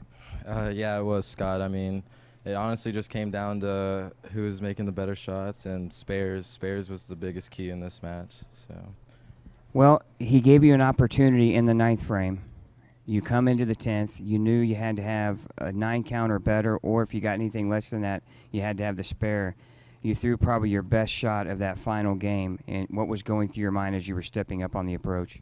I knew on the right lane both lanes I was struggling, and I knew I needed to just get 9, and as long as it came off my hand pretty well, I was hoping to get 9. So that was the whole key, just going up there and relaxing and just making a good shot. Well, think of this. You add your name to a list of champions that include E.J. Tackett, Kyle Sherman, T.J. Schmidt, Joe Bailey. What's it mean to add Brian Halen to that list? Oh man, it means a lot, especially for this event to be around for 21 years now. Yeah, 21 years. Yeah, it feels really great being on the list of those guys that have been previous winners. And actually, it felt a lot better today because I beat one of the previous winners. So. Right, and speaking of that, had to double in the 10th to do that against Joe Bailey down on 3 and 4. Yeah. Actually, my last 3 matches were all pretty close, and needing that or getting that double just kind of boosted my momentum up. Well, you're going to be riding home now back to St. Louis, right? And how much are you going to rib? You got your teammates, and you got a past champion, Wesley Lowe, riding with you too as well. Yeah. I'm going to rub it all in his face because he didn't bowl too hot this week, so it's going to be nice. It's going to be a nice ride. They say you were buying dinner. Joke's on them. Okay, now as College. right now as we wrap things up here, you guys are bowling collegiately for McKendree. What's on your plate now before the holidays?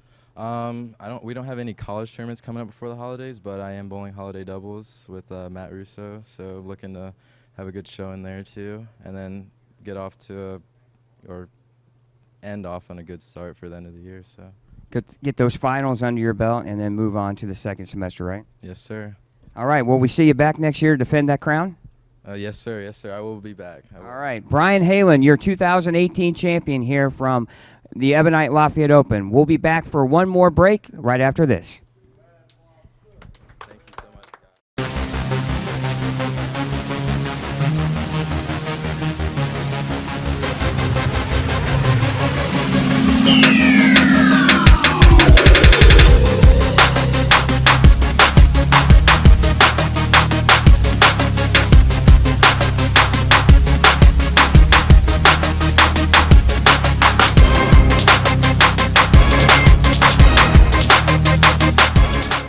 All right, welcome back to Mustang Alley here in Lafayette, Indiana. I'm Scott Gilmore once again, where we just witnessed Brian Halen, collegiate bowler from McKendree College, claim the 2018 championship here at the Ebonite Lafayette Open. And what an exciting final match it was. It was a grind by both players, and Brian Halen comes out on top in the end. But again, a nice tournament for Nathan Michalowski, back-to-back #1 seeds in this event. He finally gets past the first round and finds himself in the final match, but he comes up short, but still pockets a nice payday. But I'm sure he'll be back to look to try to win maybe the 2019 event as well. But we want to thank our sponsors, Ebonite, Ace Fire Protection, Tim Seifers, Smith Drain Service, Schomer's Plumbing, Big Four, Socks, and also Awards Unlimited. We want to thank all those sponsors for making our 21st edition of the Ebonite Lafayette Open possible. Again, Brian Halen is your 2018 champion. Savage Bowling TV will be back on the air after the holidays. We'll be at Championship Lanes on January 27th for the 2019 Indiana State Masters. We look forward bringing you that broadcast too as well. For the staff here at Mustang Alley, my wife Karen Gilmore and Chad Lester, we thank you for watching the presentation of the 2018 Ebonite Lafayette Open. Your champion once again, Brian Halen. We'll see you from Lafayette next year for our 22nd edition. So long, everyone.